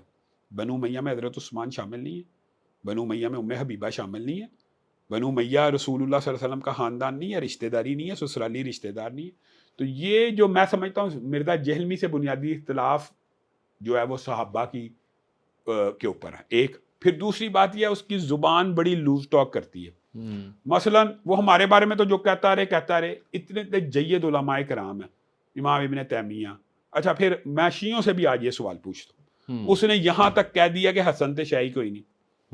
اب مجھے بتائیں یہ کون سا انداز ہے؟ اور پھر یہ کہتا ہے حسن نو چھڈو انبیاء تے شیعی کوئی نہیں. اب مجھے ایک بات بتائیں، پھر اس سے جب یہ لوگ پوچھتے ہیں یہ آپ نے کیا کہا تو وہ کہتا ہے میرے کہنے کا مطلب یہ ہے کہ انبیاء اللہ کے سامنے کوئی شے نہیں. حالانکہ یہ بھی غلط ہے اسامہ بھائی، انبیاء بھی اللہ کے محبوب بندے ہیں. اللہ کے سامنے کیوں نہیں شے؟ اللہ کے محبوب بندے ہیں. اللہ جیسی طاقت نہ ہونا، اللہ جیسی پاور نہ ہونا الگ بات ہے. نبی تے شے کوئی نہیں، یعنی آگے سے اس نے اس کی حجت یہ پیش کی اللہ کے سامنے شے کوئی. بھائی اللہ کے محبوب بندے ہیں تو اللہ نے بھیجے ہیں، اللہ ان کے اوپر وحی اتار رہا ہے. اللہ تو کہنے کا مطلب یہ ہے وہ بہت زیادہ مسکنسیپشن ہے. اچھا پھر یہ دیکھیں کہ موسیقی کا بھی قائل ہو گیا. اب یہ مجھے بتائیں کہ اجماع امت بھی کوئی چیز ہوتی ہے یا رسول اللہ کی حدیث کی بھی کوئی اہمیت ہوتی ہے کہ نہیں؟ بخاری شریف کی حدیث ہے، بخاری کی، کہ ان قریب میری امت موسیقی کو حلال کرے گی. اس کا مطلب ہے حرام ہے، یعنی ایک راکٹ سائنس نہیں ہے، عام فہم بات ہے. رسول اللہ کہہ رہے ہیں ان قریب میری امت شراب کو اور موسیقی کو حلال کرے گی، دونوں حرام ہیں. اسی حدیث سے ثابت ہوتا ہے کہ حرام بھی ہیں. تو موسیقی کے بارے میں بات آ گئی، شراب کے بارے میں بھی کسی نے حلال کی بات کر دی ہے. شراب کے بارے میں بھی مفتی عبد القوی صاحب کا ایک فتویٰ میری نظروں سے آج ہی گزرا کہ الکوہل بھی ویڈیو دیکھی آپ نے نئی جو بھی آئی ہے؟ ہاں دیکھیے. کیا کمنٹس ہیں؟ بہت شرمناک ہے اور عبرتناک بھی ہے. مذہبی طبقے کے لوگوں کو اس سے عبرت پکڑنی چاہیے کہ فیم، شہرت انسان کو کس طرح کے رقیق جگہ پہ لے جاتا ہے. دیکھیں وہ بڑی، میں تو کہتا ہوں ان کی پہلی بھی حرکتیں درست نہیں ہیں، لیکن دیکھیں اس بندے کی کیا اس سے زیادہ ذلت ہو کہ ایک عورت اس کے منہ پہ تھپڑ مار گئی، اور ایک معروف عورت رحیم شاہ یا جو بھی ہے، حریم شاہ وہی ویڈیوز والی، ہاں ویڈیوز لیک کرتی ہے، نہیں وہ تھپڑ مارا اس نے اس کے منہ کے اوپر. تو پھر یہ دیکھیں اس کے بعد کیا پہچان. اچھا یہ بتائیں کہ مرزا صاحب سے کبھی ملاقات ہوئی آپ کی؟ نہیں کبھی نہیں. کبھی خیال نہیں آیا صلح کر لیں، بیٹھ جائیں؟ آپ تو لاجک کے بندے ہیں، آپ تو گفتگو کے بندے ہیں. کبھی چلیں آپ کی وساطت سے بھی کہتے ہیں بیٹھ جائیں. پہلے کہا ہے آپ نے؟ نہیں میں تو 5 سال سے کہہ رہا ہوں کہ مرزا صاحب ایک دفعہ سامنے بیٹھ جائیں. تو چلتے ہیں ان کے پاس، دودھ کا دودھ پانی کا پانی، ان کے پاس چلتے ہیں کسی دن. نہیں چیلنج چھوڑیں نا، ویسے بیٹھتے ہیں، ویسے چلیں ان کے پاس. سب جانتے ہیں کہ وہ وہاں سے باہر نہیں آتے. کس دن پلان کیوں نہیں آتے؟ چلتے. میں کہتا ہوں چلے نہیں آتے، سامنا تو کریں سر. اچھا پھر میری ایک بات بتائیں، اگر آپ چلے میں آپ کو ایک بات اور دلچسپ چھوٹی سی، اگر آپ میرے ساتھ چلتے ہیں، ہم دونوں چلتے ہیں وہاں پہ، ٹھیک ہے، کیا وہ انکار کر دیں گے ملنے سے آپ کو؟ انکار کر دیں گے. میرا نہیں خیال انکار کر دیں گے. آپ پوچھ لینا آن کیمرہ کبھی ملاقات نہیں کریں گے. نہیں آن کیمرہ تو ملاقات کرنی نہیں ہم نے. ہاں تو آف کیمرہ تو جب مرضی آ جائیں، مجھے بھی نہیں وہ نہیں آتے تو آپ بیٹھے تو صحیح، آف کیمرہ ہی بیٹھ کے کچھ دلیل، کچھ بات، کچھ ایسے جو اختلاف ہے ان کو تھوڑا سائڈ پہ، کچھ اس طرح سے. کبھی نہیں ویسے آف کیمرہ بھی بیٹھنے کے لیے اہل حدیث علماء تیار ہیں. اگر وہ سنجیدہ رویے کا مظاہرہ کرے میں ان کو آپشن دیتا ہوں. الحمدللہ میں اپنے بھائی ابو یا نور پوری اور عتیق الرحمان علوی کو ان کے پاس بھیج دوں گا. میں بات ہی اور کر رہا ہوں نا، میں تو اکٹھے بیٹھ جائیں گے. میں تو صلح صفائی کی بات کر رہا ہوں. میں کہہ رہا ہوں ہم پہلی ملاقات میں کوئی اختلافی بات کریں ہی نا. یعنی آپ کا مطلب ہے صرف خیر سگالی ملاقات؟ خیر سگالی ملاقات تو کریں نا علامہ صاحب. دیکھیں ہر بندہ، کوئی ان سے آپ کے بارے میں پوچھ رہا ہے، کوئی آپ سے ان کے بارے میں پوچھ رہا ہے، سب کی ریٹنگ بڑھ رہی ہے، سارا کچھ ہو رہا ہے. اس میں کہیں دین بھی سم ٹائمز شاید ایسا ہوتا ہو کہ متاثر ہو جاتا ہو. اچھا دوسری بات یہ بات جو آپ نے کی ہے نا بڑی ویلڈ ہے. میری گزارش یہ ہے کہ میرا نہیں خیال کہ آپ کبھی جائیں گے تو وہ کبھی آپ سے ملنے سے چلے انکار آپ کر کوئی نہ دیں. کوئی ایسا راستہ بنانے کی کوشش کریں، میں تو حاضر ہوں. کوئی کیمرہ نہیں اس میں، کوئی چیز نہیں، میں کوئی آپ کو پتا ہے دوستوں کا دوست ہوں، آپ جو کام کریں گے میں انشاءاللہ حاضر ہوں. ایسی بات نہیں ہے کہ ہم یہ اور اس ہمارا میں یہ کوئی رویہ اختلافی بات نہیں ہوگی، اس میں کوئی وہ نہیں تو ہوگا. اس ملاقات کا لیکن فائدہ نہیں ہوگا سر ہو یا نہ ہو. دیکھیں علامہ صاحب، میں کہتا ہوں آپ نے نیت کی بات کی ہے. آپ نے کہا ہے کہ ہاتھ جہاں مرضی ہاں. باندھ لو، نیت یہ ہے کہ نبی پاک صلی اللہ علیہ وآلہ وسلم. تو آپ کی نیت یہ ہو کہ دین کی فلاح کے لیے، دین کے اس کے لیے جو ہے تو آپ وہ اس کا کوئی وے آؤٹ نکالیں. ٹھیک ہے. لیکن بالکل ایک ٹھیک بات ہے. میں وضاحت ضرور کرنا چاہتا ہوں. آج کل انہوں نے میرا ایک جواب بھی ریکارڈ کرا ہے. کیا کہ اس نے کہا تھا کہ میں 10 لاکھ روپے انعام دوں گا اگر قرآن اوپر سے دیکھ کے پڑھ دے گا تو وہ قرآن کا صفحہ کوئی اینکر گیا اس کے سامنے کھول کے پڑھ لے. حالانکہ جس بندے نے یہ چیلنج کیا ہے اس نے یہ الفاظ ساتھ کیا، ابو یحییٰ نور پوری صاحب ہیں، اور میں نے اس انٹرویو میں یہی کہا کہ 10 لاکھ روپیہ دیں گے، آپ نے ایک صفحہ اوپر سے نادرہ پڑھ کے ان کے سامنے پڑھنا ہے. اب مجھے بتائیں ایک اینکر کے سامنے قرآن پڑھنا اور ایک عالم دین کے سامنے قرآن پڑھنا فرق آپ کو نہیں لگتا؟ عالم دین نے غلطی نکالنی ہے، اینکر نکال سکتا ہے غلطی؟ نہیں نکال سکتا. جس قسم کا دعویٰ وہ کرتے ہیں غلطی یعنی وہ دیکھیں وہ لوگوں کو بیوقوف بنانے کا اینگل دیکھ رہے ہیں. میں تو علامہ صاحب اس سے آگے کی بات کر رہا ہوں نا. ٹھیک ہے، میں تو کہہ آپ رہا وے ہوں آؤٹ نکالنے میں تیار ہوں. غلطی چھوڑیں سارا کچھ، ایک آئس چلیں بریک تو کام ہو نا. آئس بریک میں بیٹھے تو صحیح. اگر آپ کہیں گے تو میں اور مفتی طارق مسعود صاحب اکٹھے چلے جائیں گے. بتائیں آپ سر بنائیں. میں اس پہ ظاہر ہے کہ ان سے بھی گزارش ہی کر سکتا ہوں کہ آپ جب بھی جائیں لیکن وہ شاید آپ کی گزارش ہم نے آپ کی مان جانی ہے، انہوں نے نہیں ماننی. چلے وہ ان سے ملاقات ہوتی ہے تو اس میں پھر دیکھتے ہیں کہ ان سے بھی میں یہی ہاتھ جوڑ کے یہی گزارش کروں گا کہ اس سلسلے کو جو ہے وہ ضرور اس پہ ڈسکشن کریں. میری خواہش پتہ کیا ہے؟ میری خواہش یہ ہے کہ ضرور آپ اختلاف بھی کریں، وہ بھی آپ سے اختلاف کریں، آپ بھی ان سے اختلاف کریں، یہ کیمراز کے سامنے نہ کریں. اسامہ بھائی کچھ آپ اس کو معاملات بڑے بند- سینسٹیو ہوتے ہیں. اس مثلا کو- اس کو اچھا بند کر ایک کے- ایمان کا مسئلہ بھی ہوتا ہے کہ نہیں؟ انہوں نے ایک دعویٰ کیا. چلیں ایک بات آئی ہے تو میں سمجھانے کے لیے کہہ رہا ہوں. کچھ معاملات ہیں ہم افہام تفہیم آپس میں مل لیا خیر سے گالی کے طور پہ، لیکن کچھ معاملات ایسے ہیں. مثلا انہوں نے یہ کہا کہ یہودی کہتے ہیں رسول اللہ صلی اللہ علیہ وسلم کل کے چھوکرے. اب یہ معاملہ بڑا سینسٹیو ہے. میں نے ان کی برائے اصلاح پہلی تقریر کی کہ یہ آپ کے منہ سے شاید سلپ آف ٹنگ ہو گیا ہے، ایسا کسی یہودی نے کسی کتاب میں نہیں کہا. وہ اڑ گئے کہ یہ کل کے چھوکرے کا تو مطلب برا ہوتا ہی نہیں، اس کا مطلب ایسے ہے. بعض لٹریٹ پیپل اور جاہل لوگ یہ سمجھتے ہیں کل کا چھوکرا اتنی بری بات ہی نہیں ہے. میں نے ان سے کہا کہ یہودی کس نے کس کتاب میں کہا ہے؟ آپ ہمیں یہ بتا دیں کس یہودی نے کس کتاب میں کہا ہے. سر آنکھوں پہ آپ کی بات سچی، جب کسی یہودی نے کہا ہی نہیں آپ ان کے اوپر الزام لگا رہے ہیں. رسول اللہ صلی اللہ علیہ وسلم جب مدینہ میں گئے ہیں، یہودی تو مدینہ میں تھے، رسول اللہ کی عمر کل کے چھوکرے والی تھی معاذ اللہ. اور کیا رسول اللہ صلی اللہ علیہ وسلم کو وہ یہ کہہ سکتے تھے؟ معاذ اللہ. پھر ہوا یہ، اس کا دیکھیں آپ اپنے دام میں سے یاد آ گئے. میرے خلاف ویڈیو بنائی کہ کل کا چھوکرا کہنا ہے ہماری عام لینگویج کے اندر کوئی گالی یا بری بات نہیں. اس کو کسی بندے نے کہہ دیا یہ کل کا چھوکرا ہے، اس کو پڑھ گئے کہ کل کا چھوکرا تو گالی ہے. اچھا میں اگین آتا ہوں، اسی بات پہ آتا ہوں. پھر آپ مجھے بتائیے یہ سینسٹیو ایشو ہے کہ نہیں؟ سینسٹیو میرا مدعا پھر کسی صحابی کو بے ایمان کہنا، کسی صحابی کو برا بلا کہنا، یہ کیا ہے؟ میں کہہ رہا ہوں کہ میں جو بات کرنا چاہ رہا ہوں نا، میں وہ یہ ٹھیک کرنا ہے چاہ رہا ہوں کہ جب آپ کی جب ملاقات ہوتی ہے اس میں صرف آپ چائے پانی پہ بیٹھتے ہیں، آپ کی گفتگو ہوتی ہے، آپ یہ وے آؤٹ نکالیں. اس میں کیا ہوتا ہے کہ اس کے بعد دیکھیں آپ مکالمے کا راہ کھل جاتا ہے، راستہ کھل جاتا ہے، یہ کیمراز بند ہو جاتے ہیں، آپ اندر بیٹھے ہیں، آپ دونوں گفتگو کریں، دین کی فلاح کے لیے گفتگو کریں، اس کے لیے آپ جو ہے وہ بات کریں. میں تو نہیں اس پہ فیصلہ کر سکتا کہ آپ ٹھیک ہیں یا وہ ٹھیک ہے. میرا تو علم بہت کم، بہت نہ ہونے کے برابر ہے. میں تو نہیں نہ آپ کو کہہ سکتا ہوں نہ ان کو کہہ سکتا ہوں، نہ میں نے ان کو. لیکن آپ عادل راجے کے تجربے سے بھی فائدہ اٹھائیں جو بعد میں ویڈیو بنانے کی ان کو بہت عادت ہے کہ اندر یہ بات ہوئی یہ بات ہوئی. چلے خیر، جیسے آپ کہیں گے میں تیار ہوں. میرا مقصد جو تھا وہ میں نے آپ تک جو ہے میں تیار ہوں، وہ میں نے پہنچایا آپ کی بات کے اوپر لبیک ہے، وہ میں نے بتایا. اچھا اب مجھے ایک دو چیزیں چھوٹی چھوٹی بتا دیجیے، اور وہ یہ ہے کہ خاتون کے چہرے کے پردے کا کیا حکم ہے؟ بنیادی طور پہ اس کے بارے میں میرا جو اسکول آف تھاٹ ہے یا میرا نقطۂ نظر ہے، میں آپ کے سامنے کچھ دو حدیثیں صرف رکھوں گا تاکہ بات مختصر ہو. رسول اللہ صلی اللہ علیہ وسلم نے فرمایا جب کسی سے شادی کرنی ہو تو اس کو دیکھ لیا کرو. ایک صحابی کے رشتے کا پورا واقعہ آپ کے دماغ میں آ گیا کہ پہلے دیکھ لینا، ایسا نہ ہو کہ انصار کی عورتوں کی آنکھیں اور چہرے کے بعد. اب مجھے ایک بات بتائیں، رسول اللہ صلی اللہ علیہ وسلم نے کیا دیکھنے کی اجازت دی ہے؟ ذرا چہرہ ہوگا. اب یہ دیکھیں یہ راکٹ سائنس نہیں ہے. آپ کسی بندے سے پوچھیں کیا رسول اللہ نے اس کو ننگا دیکھنے کی اجازت دی ہے؟ بالکل برہنہ دیکھنے کی؟ صرف چہرہ دیکھنے کی اجازت دی ہے. اس کا مطلب ہے چہرہ چھپا ہوا تو دیکھنے کی اجازت دی ہے. پھر قرآن کی آیت ہے, اللہ رب العزت قرآن پاک میں کہتا ہے وہ عورتیں جو بوڑھی ہو جائیں اور جن کے حیض کے ایام بند ہو جائیں, ان کے اوپر کوئی حرج نہیں کہ وہ اپنے کپڑوں کو اتار دیں. کس جگہ کے کپڑوں کو اتارنے کا چہرے حکم؟ کو. بس یہ بڑی ویلڈ اور مضبوط دلائل ہیں چہرے کے پردے کے.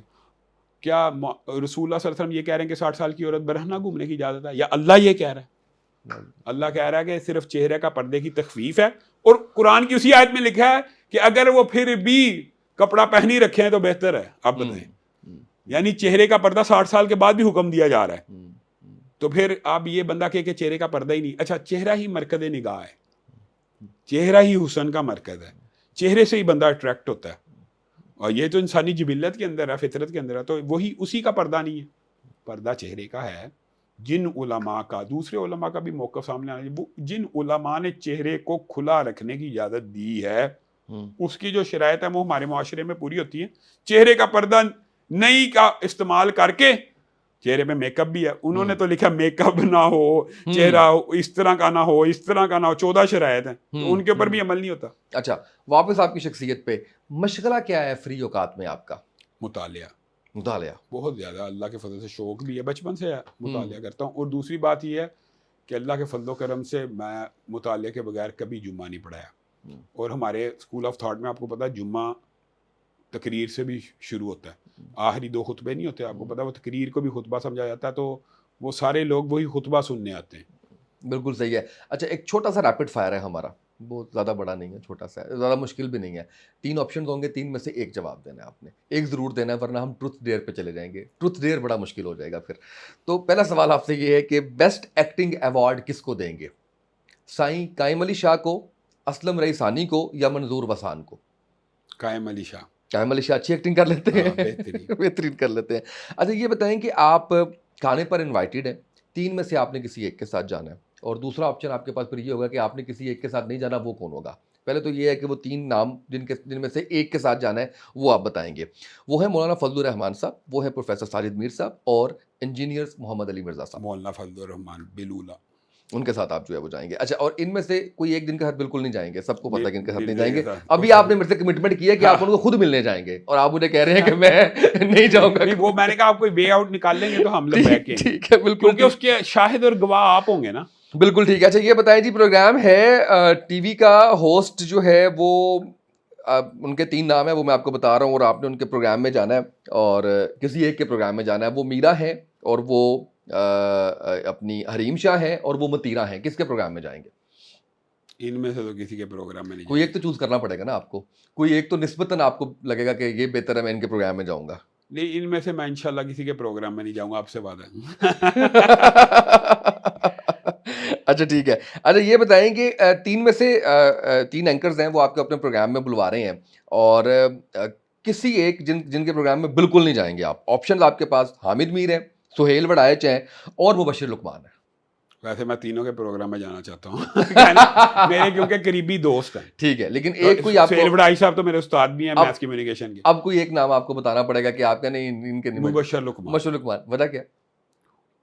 بس آپ نے ایک آپشن تھی تو ان کا دے دیا, ورنہ میرے ان کے ساتھ بھی تعلقات اچھے ہیں. بالکل ٹھیک ہے. اچھا, یہ بتائیں کہ آپ کو اپنی جماعت کے لیے جو ہے وہ ویمن صدر کی جو ہے وہ سیٹ آفر کرنی ہے. 3 آپشنز آپ کے پاس, کس کو آپ لے کے آئیں گے؟ ہنا ربانی کھر کو, فردوس عاشق اوان کو, یا ملائکہ بخاری کو؟ ملائکہ بخاری کون سی پارٹی کی؟ جو پاکستان تحریک انصاف چھوڑ کے سیاست بھی چھوڑ چکی ہیں. اچھا اچھا. فردوس عاشق اوان صاحبہ کو تو جانتے ہوں گے آپ, ٹھیک ہے. بہرحال یہ جمعیت کے پیرامیٹر پوری نہیں اترنی, لیکن اگر کسی کو سلیکٹ کیا جائے تو ہنا ربانی کھر, خارجہ تھی نا جو, وہی نا. جی جی جی, بالکل وہی, بالکل وہی. اچھا, 3 آپشنز ہیں آپ کو, اور 3 میں سے کسی ایک کو ووٹ دینا ہے. آپ کس کو دیں گے؟ ڈاکٹر طاہر القادری کو دیں گے, سراج الحق صاحب کو دیں گے, اور اب تیسرا جو آپ کے پاس آپشن ہے وہ ہے ساجد میر صاحب. سراج الحق صاحب. ساجد الحق صاحب کو جو ہے وہ آپ ووٹ دیں گے. چلیں, یہ ایک آپ نے اسکپ کر دی. اب میں اس پہ ٹروتھ ڈیئر پہ نہیں جاتا کیا اس کے اوپر, کیونکہ وہ میں نے آپ سے کروانا تھا کہ آپ ہماری کسی ایک بھابھی کو فون کر کے بتائیں کہ میں تیسری شادی کر رہا ہوں. ان کو اعتراض نہیں ہے. ارے کوئی اعتراض نہیں, وہ ماشاء اللہ جس طرح سے آپ بتا رہے ہیں وہ تو شاندار ہے. کیا فیڈ بیک ہے آپ کا, کیسا لگا آپ کو پوڈ کاسٹ آج کا؟ بہت اچھا. بہت اچھا آپ کا انداز ماشاءاللہ، پہلی دفعہ ہوا آپ کے ساتھ، آپ کو خوش آمدید بھی کہتے ہیں، اور میں یہ سمجھتا ہوں کہ الحمدللہ آپ گیسٹ کے ساتھ الجھنے کی بجائے اس سے کچھ لینے کی کوشش کرتے ہیں، تو یہ بڑی اچھی بات ہے۔ اچھا آخری سوال، اور یہ میرا سگنیچر کویسچن ہے اور اس کا جواب آپ نے مجھے دینا ہے، اور وہ سوال یہ ہے کہ بڑے ہو کے کیا بنیں گے؟ بڑے ہو کے بھی دین کا خادم ہی بنوں گا ارے انشاءاللہ۔ واہ واہ واہ، کیا بات ہے، بہت شکریہ آپ کا، میں نے بہت انجوائے کیا، بہت سے جو ایسے کنسیپٹس تھے، جو مسکنسیپٹس تھے وہ کلیئر ہوئے، بہت سی چیزیں وظیفے کے حوالے سے بہت بہت کچھ جو ہے وہ سیکھنے سکھانے کا، اور آپ کو دوبارہ بھی زحمت دیں گے ہم انشاءاللہ، انشاءاللہ تاکہ ہم آپ سے مزید سیکھ سکیں۔ آج کے اس پوڈ کاسٹ سے اتنا ہی، اجازت دیجیے، اللہ حافظ۔